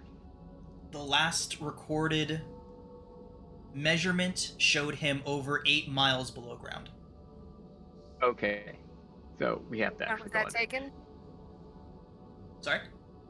When was that When taken? was measurement taken? 6 years ago. Oh, well. Oh boy. Where is the nearest entrance to the Underdark? Nice. There's a few. Gauntlegrim is a well-known entrance. Somebody's home. There is also Blingdenstone, which is closer, but the routes to Blingdenstone require a lot more travel through the Underdark to get to. So Gauntlegrim is a bit farther away from Oromikos, but the paths would be much safer. And Blingdenstone. Uskar's from Guantelgrim. Yeah, Oh. yeah. Coincidence? Oh. That's why Did you're Raid- Master Reader. Did Rage ever go into the Underdark?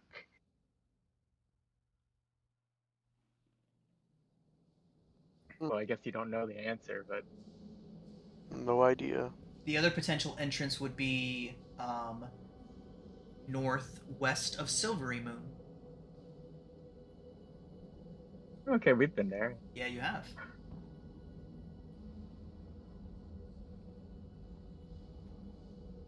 So closer, but more treacherous.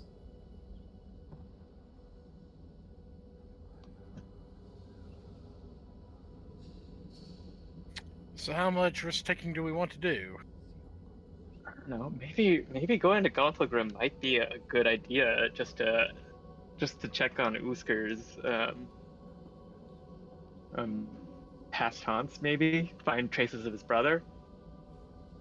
See if there's anyone who knows anything, I guess. Yeah. Uskar's not super excited about going back home, but yeah.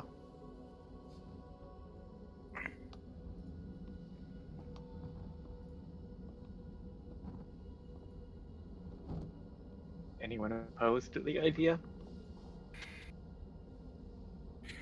Not at all.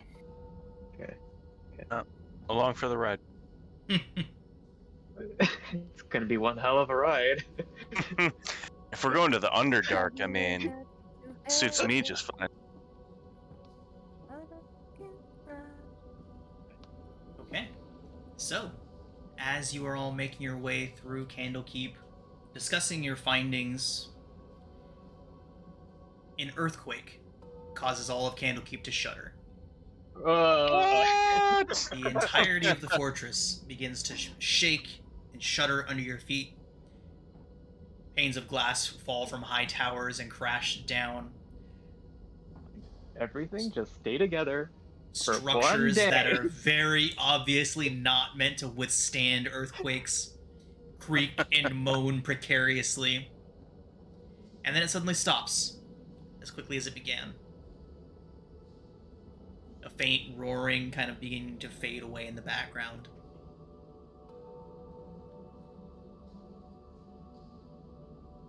And then you all get the... Can we identify Go ahead. what? I was gonna say, can we identify what the roaring noise we heard was? Make a perception check, Nathaniel. Like, was it a? Okay. Okay. So to identify the source of the noise, Nathaniel, an 18. Does anybody else want to try and perceive anything else about details about what might have happened? Yeah. Investigation, you said? It depends on what you're trying to figure out, what you're focusing on. What the hell was that? Okay, make a Just perception yeah. check, Rayla. Uskar's gonna try and see if he can see what caused it. Okay. That would also be So- perception. Womp. Okay. So, Nathaniel, the roar. At first, you begin to think that it might have just been the sound of the buildings settling in and everything like that, but then you notice that even after the shaking had stopped, the roar seemed to continue for a brief few more seconds. Sounds taking a little bit longer to travel. It almost sounded like a furnace would be the closest approximation that you could make to it. It's odd, like the sound of fire rushing through something. Brayla, you are able to determine that that wasn't an earthquake, quote unquote. It was whatever happened, its epicenter was Candlekeep. Whatever just happened, the source of the source was nearby. Oh, okay. I'm going to share that with the group. Okay. Can I do one of those, like, I want to know where it came from as well? Okay. Don't mind. I didn't jump on that right. Fantastic. All right, Rigel. So, on top of the fact that you were able to determine that it came from within the walls of Candlekeep, you're also able to determine that it was underground. Are we underground? My Do we 14 have a didn't give us basement? anything. Okay. Does Candlekeep have a basement? You've been in it a few times, yeah. Oh, sorry. Isn't that where the dragon is? The Firefly Cellar also had a basement, so it's safe to assume that a lot of the different towers and structures here have basements. We have Is a the dragon we do have underground? a dragon. It's the great worm thing. Mhm. The bookworm. The great bookworm. So, within seconds of the rumbling dying down, you are all contacted with ascending. Who is it? It is Keeper Janusi. Can we start like Yeah. heading in the direction? Do we have like a general direction? Yeah. Um, Lead us towards the general direction. We could walk and talk. so the exact direction of it was difficult to determine because you were able to get that it was underground and that it was somewhere in Candlekeep. But Speaker Janusi sends you ascending and asks you all to meet her at the Well of Misfortune. Oh, okay. Very Great apropos. name. Yeah, let's go there. Can anyone hear me? Yeah, we got you. Yeah. We can hear you. Yeah. Oh, Discord. Okay, so I think I lost y'all for a minute there. You were not able to determine the exact location, only that it was underground somewhere, and somewhere located in Candlekeep. Did I have any sense of like a direction? Unfortunately not.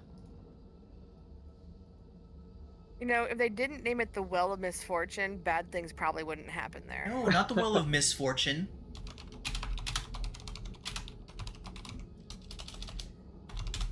What? The Well Mist? of Misfortune. That was a missed opportunity. But Well, let's go there. Yeah, it's not like this is just the map that I like to do combats on and this thing or anything like that. Oh. Mm-hmm. Isn't this where we got attacked this by is where we the fought- yeah, the goose. And the Yeah. plants. and Yeah. the Yeah, plant? the plants. I remember the plants for sure. Here we go again. Oh my. Let me go ahead and break out. Go ahead and tell me what the well's called again. Go ahead, tell me it's called Misfortune. Why did we? Can we have asked to meet somewhere else? I didn't realize this is where she wanted to meet. Is there a way we can send back and like, can we That's so move locations? That sounds like a bad idea. You want to tell the Keeper of Tomes no? No, I'm asking, can we meet she's a somewhere else master safer? reader. And she's the Keeper. There's a whole 2 other tiers between Adso and her. Yes, but I'm asking. Can't we If we meet could- at like a I don't know, a Whataburger or something? It seems less. Or in our mansion? She would say no. Can't do that. That she's on her way there already. No. Okay. In your cards. Let's have a quick, safe meeting at the field of imminent death. I'll go say I don't trust this. It's a bad night to drink. I'm out of time shifts, so Out of time shifts. Nice. yep, it's all silvery barbs. All right, so we're in this courtyard now. Oh, boy. Indeed. As you wait for Speaker Janusi to arrive, He's Roll trying for to kill us. initiative. You all see a decrepit, gray-bearded dwarf in a custodial uniform rushing around one of the corners. He is clutching a pair of books to his chest. One massive, square, bound leather tome, and another much smaller book. It looks like it might have been like a journal or a notebook of some kind. He's rushing towards you all. He turns the corner and sees you all. He says, "Hey! Hey!" And he rushes towards you all. And as he's running, he's like, "I have to tell you! I'm sorry! And he stops.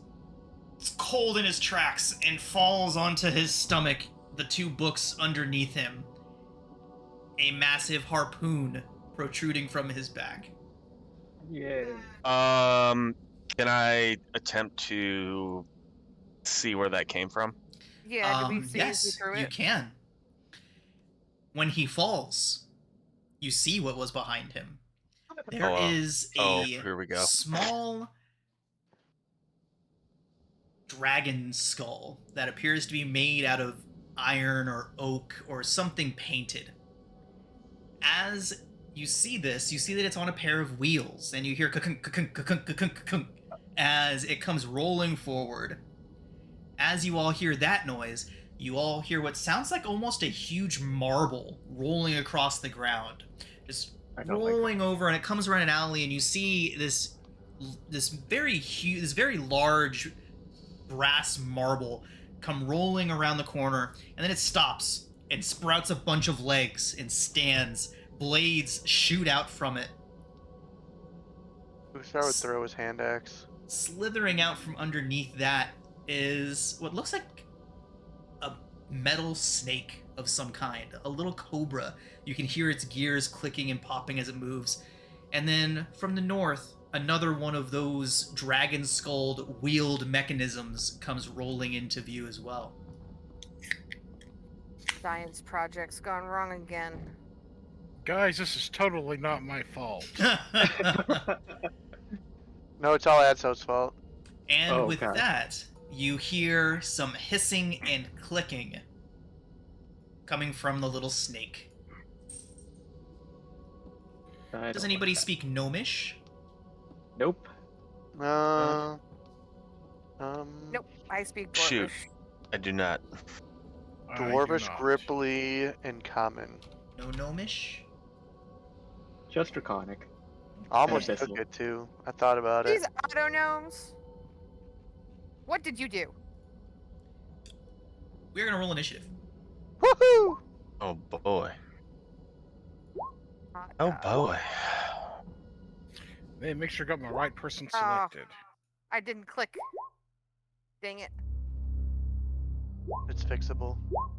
I know, I just don't like being dumb. Oh, I'll leave Son that of a comment to gun. myself. I'm gonna take my sessional on that. Okay.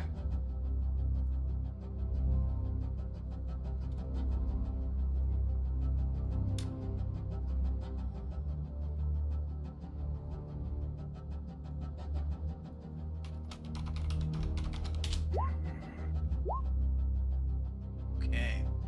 There's all of them, and just as a point of reference,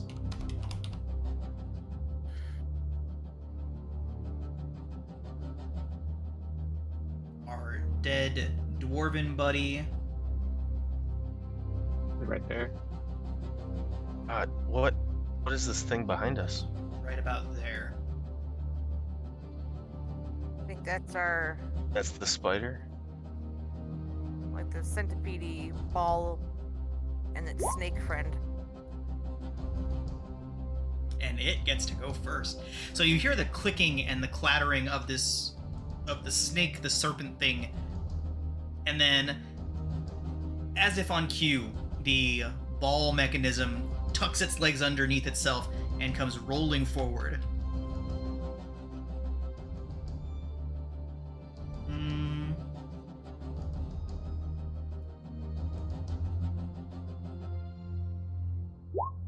Yeah, that looks like a great 30-foot cone right there. Hey, I'm not in it. You see a trap open on its front, and what looks like a cannon protrudes from it. You hear a few clicks, you see the cannon begin to glow red hot, and a huge jettison of shrapnel. It jettisons a spray of jagged metal into that cone. I need Nathaniel, the Steel Defender, Rigel, and Brayla to please make dexterity saving throws.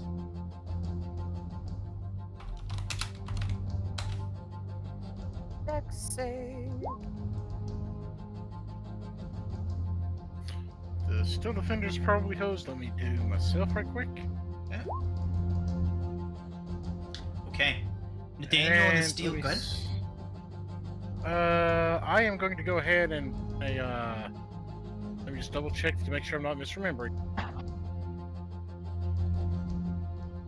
I'm gonna burn one of my flashes of genius to add 4 to that saving throw. 18 saves. Good stuff. So the Steel Defender takes 17 slashing damage.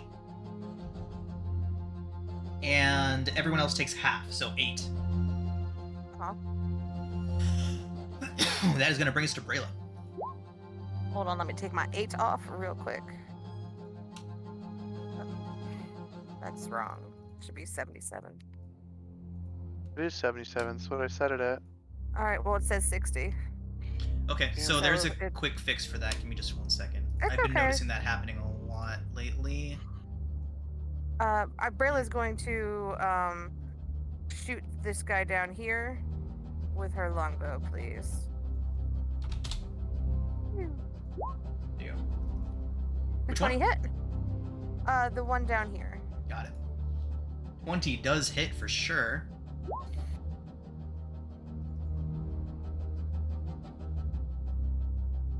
Oh, I should have mentioned it. So, No, nothing. She's just gonna do it again. okay.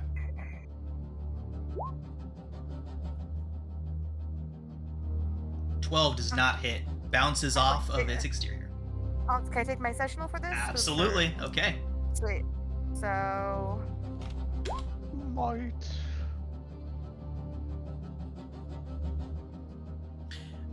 I am leaning towards instituting a rule where ones get re-rolled on crits. What does everyone think about that? I'm would okay love with that. Because that's such a puny. Yeah, I friggin' hate seeing crit. crits do low damage. It's so unsatisfying. Do you mind if I roll a d8? Yeah, go ahead and roll that d8. Thank you. D8. So Better than a 9. 1. Indeed. So 18 on him. Also, Brayla's getting mad.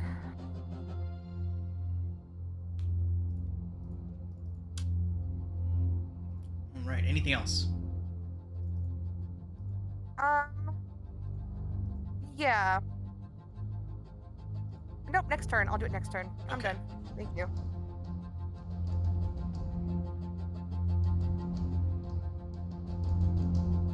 And so the snake Hello. comes, the cobra comes slithering up alongside you.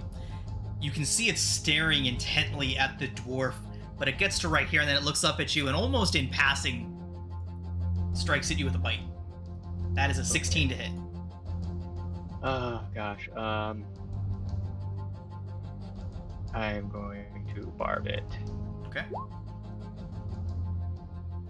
The reroll on that is an 18. That still hits. Yes.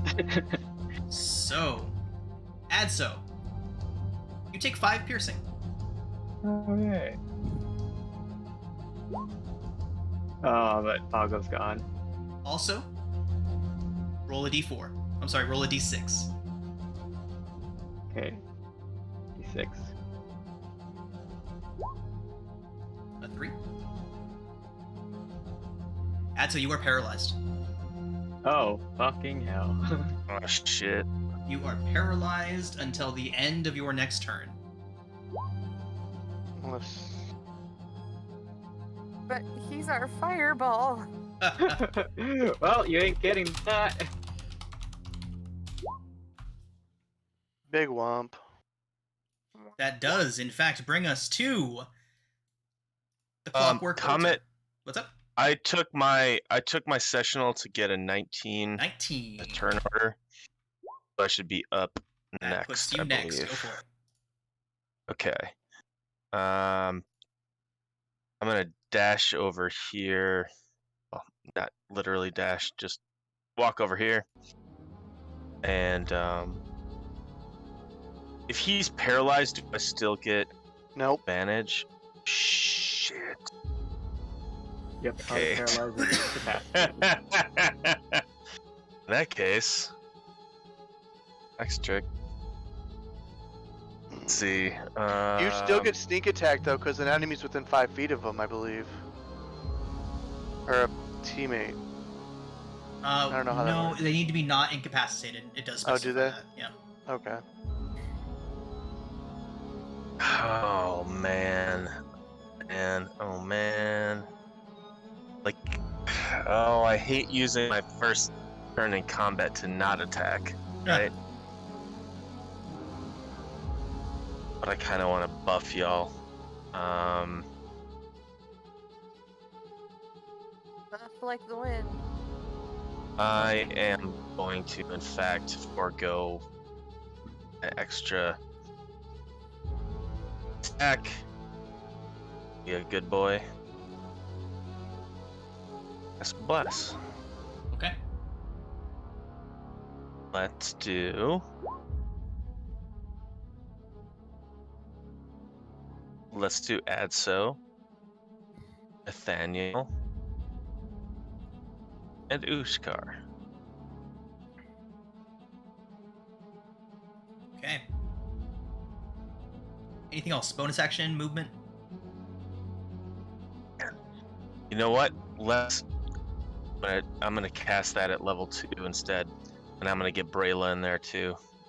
Thanks. Roger, you mentioned your roll 20 HP is wrong. I see that. Okay, 1 second. Yeah. Should be out of 81. 81? How do you have so much health? I don't know, level 9? Yes. I don't Only know. 2 less than you, Scar. Yeah, with his multi-classing, it just doesn't. But whatever, I don't care. Just seems like a I don't lot. know. Is that wrong? I mean, like, this is. Let's this worry is about that later straight if up- it is wrong. Worry about that later. We got stuff Yeah. to do. I mean, it's straight off D&D Beyond, so I don't know. Okay. Whew. Done that.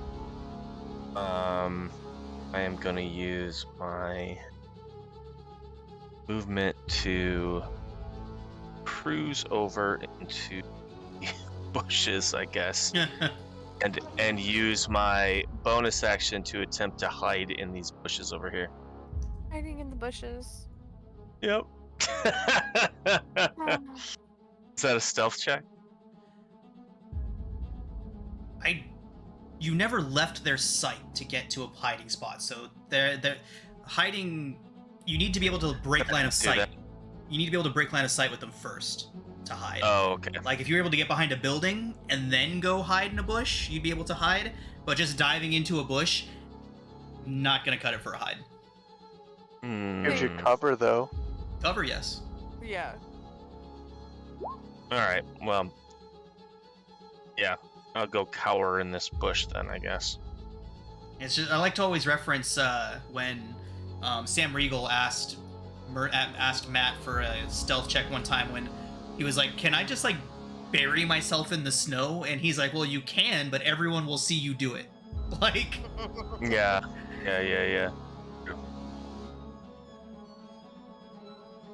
all right, okay. You did, however, exit the blast radius as these two clockwork mechanisms on either side of you. You hear gears running and some clicking, and the harpoon that's sticking out of its mouth retracts, and a new one pops out. And it's got a little cloth bundle on the end of it instead of a pointed object. Nathaniel, Still don't like that. you would recognize that immediately as an explosive. And, go ahead. He screams out profanity in Dwarvish. And I understood that. both of the clockwork bolters are going to launch their explosive bolts right there. I need Uskar and Brayla to both make dexterity saving throws. And my flying monkey. And your Set your little statuses to bless if you haven't, to remind yourselves you got an extra I already added mine. D4. Dexterity saving throw, you said? dex At saves. 19. 19 is 19 on my dex. 19 succeeds. Poor monkey's dead. Oh, poor monkey. So that is 16 fire damage, halved on a success. Okay. How So much was 8 it? I'm sorry. 8 fire to each of you. That does bring us to Adso, who is paralyzed. Adso, the end of your turn, the paralyzation ends. Then Grumps is gonna, I don't know, give a help action to whoever's attacking this bozo. Okay. No, help action whoever is attacking this bozo. The next snake, to me. okay. All right, Nathaniel.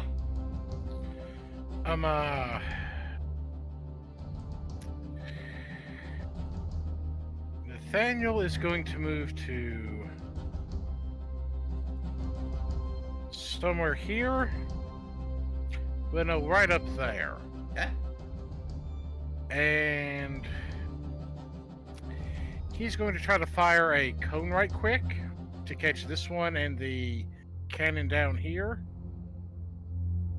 Because he should be able to get that in a straight line on Is it a cone? all of them. He plucks up a little light hammer he had on his... Yes. It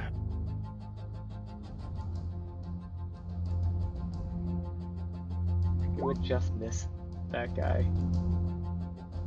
It's a 60-foot cone for this one and that one. For the two little ones here, the big the dragon-looking cannon, Okay. and this one here.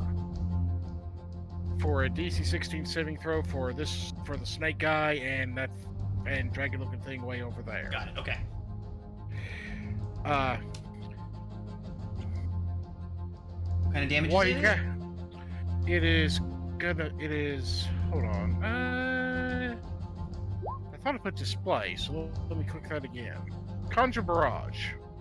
He plucks out a light hammer, tosses it up, and it just Okay, cool. creates a Bunch of hammers. So bludgeoning, Yeah. I would assume. Yep. Half on save. Yeah. Okay. So either 13 or 6 Oh, depending on if they save or not. They both fail. Okay, and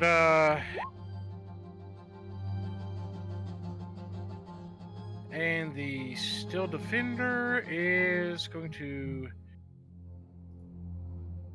come down here to where this thing is and attempt to do a Force Empowered Rend on the big thing. Okay. 19 hits. Does sweet 12 force Full damage. force, okay.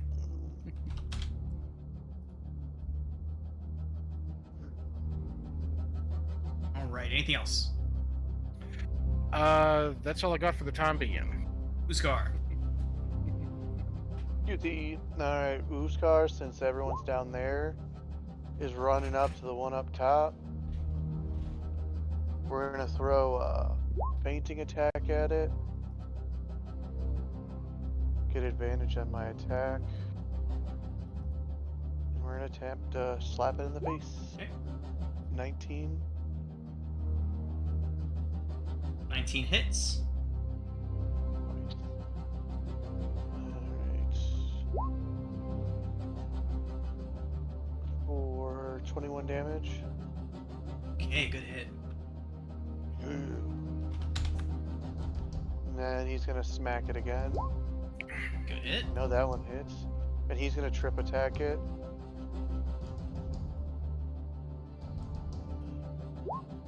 For that little bitty damage. Okay. 12 more. And strength save. Strength save, so 8 plus. It's an 11. Knocked onto its Shit. side. Knocked on his butt. Shit. I don't think I have any cool bonus actions that I can think of. Oh, the fainting tag was a bonus action. Okay. There you go. Okay. Rolling a d6 to see if this thing gets its shrapnel blast back. Does not. Okay, so it begins. Those scythe-like arms extend away from it and loom up over the steel defender. You all can hear saw blades whirring as it attacks. Okay. It is a 14 and a crit for the steel defender. The 14 misses. The The crit, crit is, obviously hits. Mhm. The crit is going to do. I have to math. That is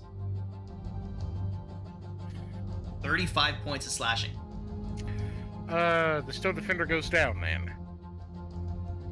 The steel defender then comes rolling up to get right up on top of you guys.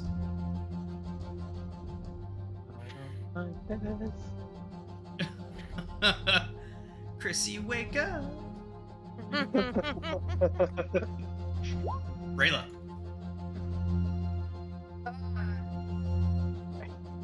Gonna go deal with the harpooner thingy, but that's so in trouble. Okay. Alright, I would like to rage. Hey.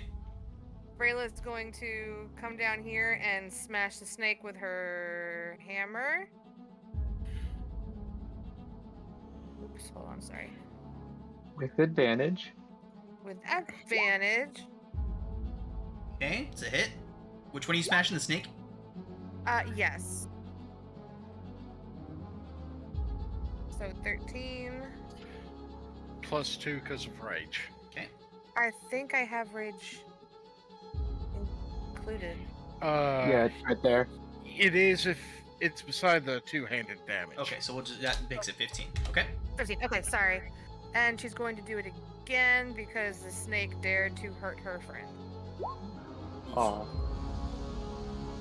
No advantage on that Oh, one. advantage! Oh, no advantage. Okay. I was so angry I missed it, but I did check it. I did check it back 5 feet. Oh, okay. Where would that send it? Like right there? Sure. Okay. Okay. At that point, Brayla, is there anything else you'd like to do? I think I want to come on the other side of Grumps.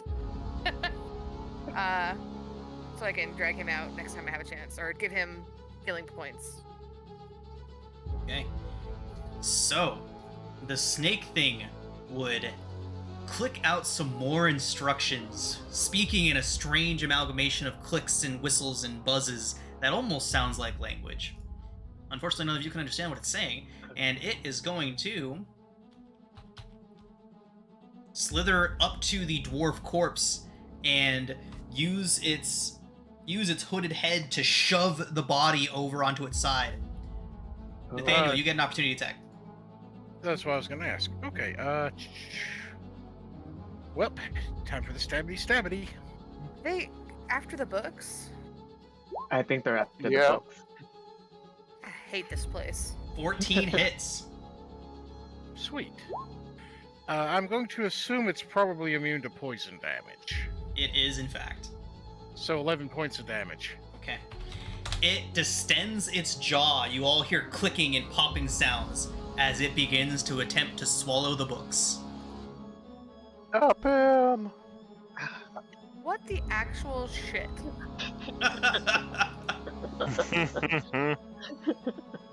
Alright. It has used most of its movement and its action, but it does begin slithering back towards you all, back towards the direction it came from. Did it get Did it damaged? swallow Did it? It has swallowed the books. They are inside of it. You can see the square shapes distending its iron and metal plates in the midsection of its body. Wait, which one did that? The snake. This guy. Bang. Yeah. Alright. Thought that was an owl. Not now.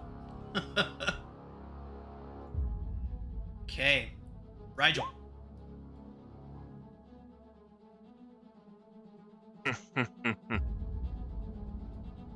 Okay.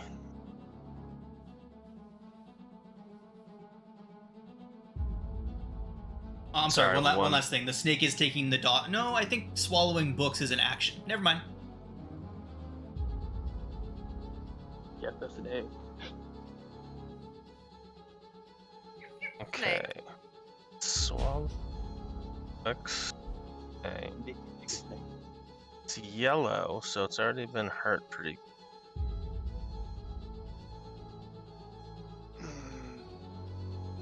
I think.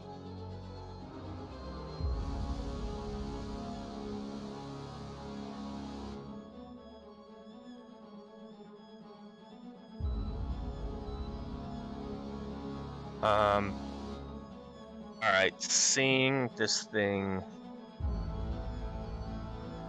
grab the books. I think I'm gonna. Oh, wait. Sorry, guys. I'm gonna drop less on this. I'm gonna cast Entangle on it.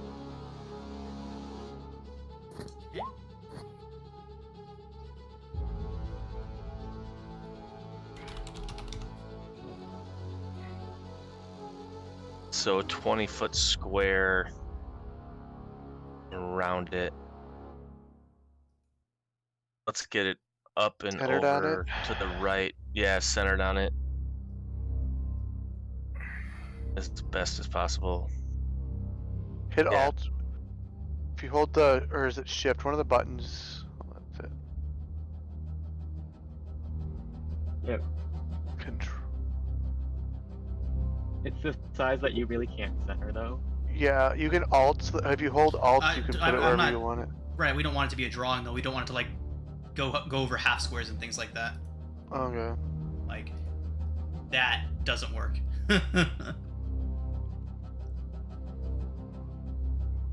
That's Too fine. complicated. Let's just see if I can ensnare this thing. Okay, strength saving throw incoming.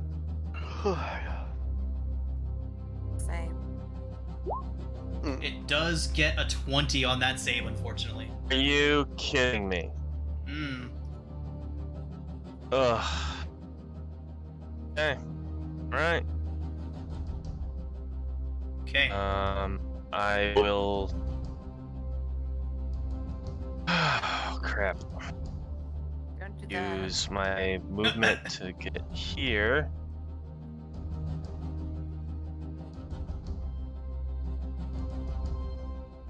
Everyone can see me anyways. While they're hiding. I will. My turn. Okay. Brings us to the bolters. Let's see. No explosion. No explosion. Okay. Okay. So, Uskar, the one directly in front of you, is going to slowly right itself. That does take all of this thing's movement, because it is a wheeled contraption. So it does eventually right itself, and then it kind of tilts its head up towards you, Uskar, and the harpoon bolt just jabs out at you. It doesn't fire, it just jabs out and then begins to retract again. That is going to be a 17 and a 23 to hit. 23 hits. I'm gonna riposte on the first. I'm gonna riposte on the first one, Okay, 19 piercing off that hit. and I missed. 19. Correct. And then a 100-foot range on the bolt. Oh, not bolts. I want the harpoon. 1 second. Harpoon. 50-foot range on the harpoon. I don't think it can reach Uskar. No.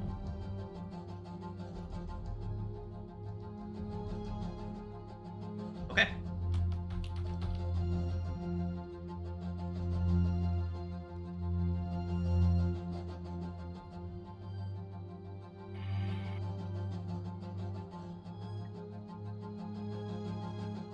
Okay, it is going to get to right there, and then it is going to level its harpoon bolt at Brayla and take a shot. Brayla, that is a 23 to hit. Hit. 5 piercing, but you are grappled. It is then going to reel you in. Do I drop it to 3 or 2? You drop it to 2, round down. Thank you. Okay. So Brayla, that harpoon has pierced you. It is in one end, out the other. It will take an action to remove it. In the meantime, you are dragged 20 feet towards the What's bolter. gonna be so healing? Well, So 10, 20. You are dragged right there, Brayla. we call this, missed fortune. Hate this place. And so you're up. I am gonna take the attack of opportunity. 18 to hit, Edzo. That hits. 21 slashing. You could have just missed. Oh, Damn. Edzo, also, starting your turn within 5 feet of the thing, the whirling blades and whatnot do cause some damage. You take 1d8 of slashing damage from starting within 5 feet of it, 3 slashing. Okay, well, I'm out, ish. But I'm gonna cast Hold Monster on the snaky snake. Okay. What's your blessing, Adso? What was your LaRue blessing? What my lower blessing was magical resistance. Okay. Yeah. So DC 17. It's rolling really well on its saves. It gets an 18. It's gonna have to re-roll. Nice. Okay. Nice. Second save result is a nat 1. Yes. It is incapacitated and paralyzed. And paralyzed. Very nice. Yeah. Old Now, how does it feel? Let me check Yeah. something real quick. Okay. It can be incapacitated, but it is immune to the paralyzed condition. Holy shit. Fuck you. It's a robot. It's a robot. Wait, is it? Wait. A construct? It is, in fact, a construct. We're about to Heimlich some books out of its belly. We're gonna cut that bitch apart. Nathaniel's gonna take that bitch apart. That's what's gonna happen. Pull his tools out and go to work. Okay. Well, you're Oh, So- learn things. Old monster still works even if it's immune to paralyze, right? I believe so. I'm checking. No, right now. it says it's paralyzed, so Oh. I think it's immune to it. Okay. So Yeah. I don't think that incapacitated is part of paralyzed. So Yeah, it is. I So don't think it can be it paralyzed. is immune to the condition. Well, that was a wasted spell. Hey, welcome I to the tried. club. Brayla's gonna cast Smash. I'm pretty sure it's not Nathaniel. immune to that. You still have the advantage from last time, so Uskar, take it. Okay. Okay. Nathaniel, you take Okay. 3 slashing as the thing's whirring blades strike at you. Okay. To start with.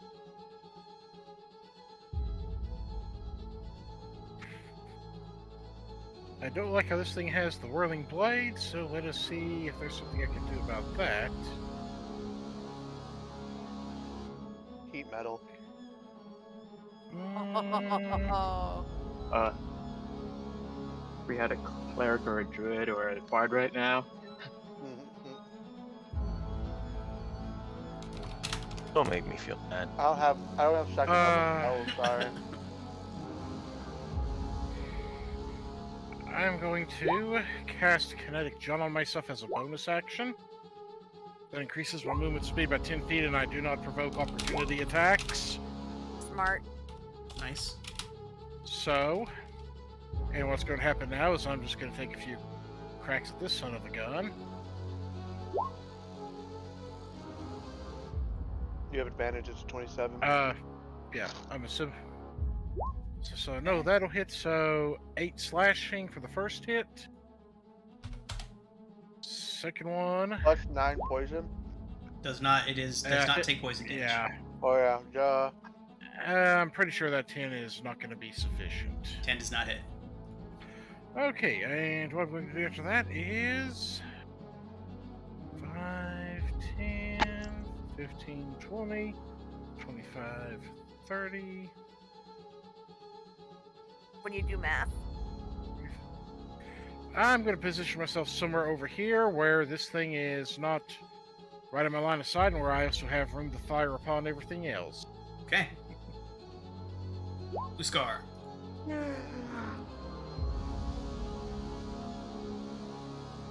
We're gonna try to stab it. 24. 24 hits. For 16. Okay.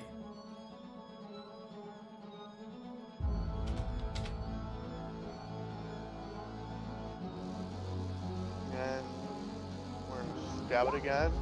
16 just hits. And we're gonna trip attack at it again. This poor thing just keeps knocking over on its side. For all that 23. Gets a 14 on the save. Not high enough. Okay. It's 8 plus strength plus proficiency, so it's a 16. Okay. All right. Good Okay. stuff. And All right, everyone. I'm gonna second wind real quick. Okay. Good.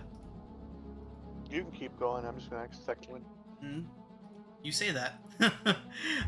So everybody, I think we're going to pick this combat up in media res next session because the way it's looking, we're not really close to finishing it up yet, and it's already 9:30. So let's go ahead and call it a session here, and we will pick up right smack dab in the middle of this combat next session. I will keep the initiative order as is, and we will Take a take it from picture. there.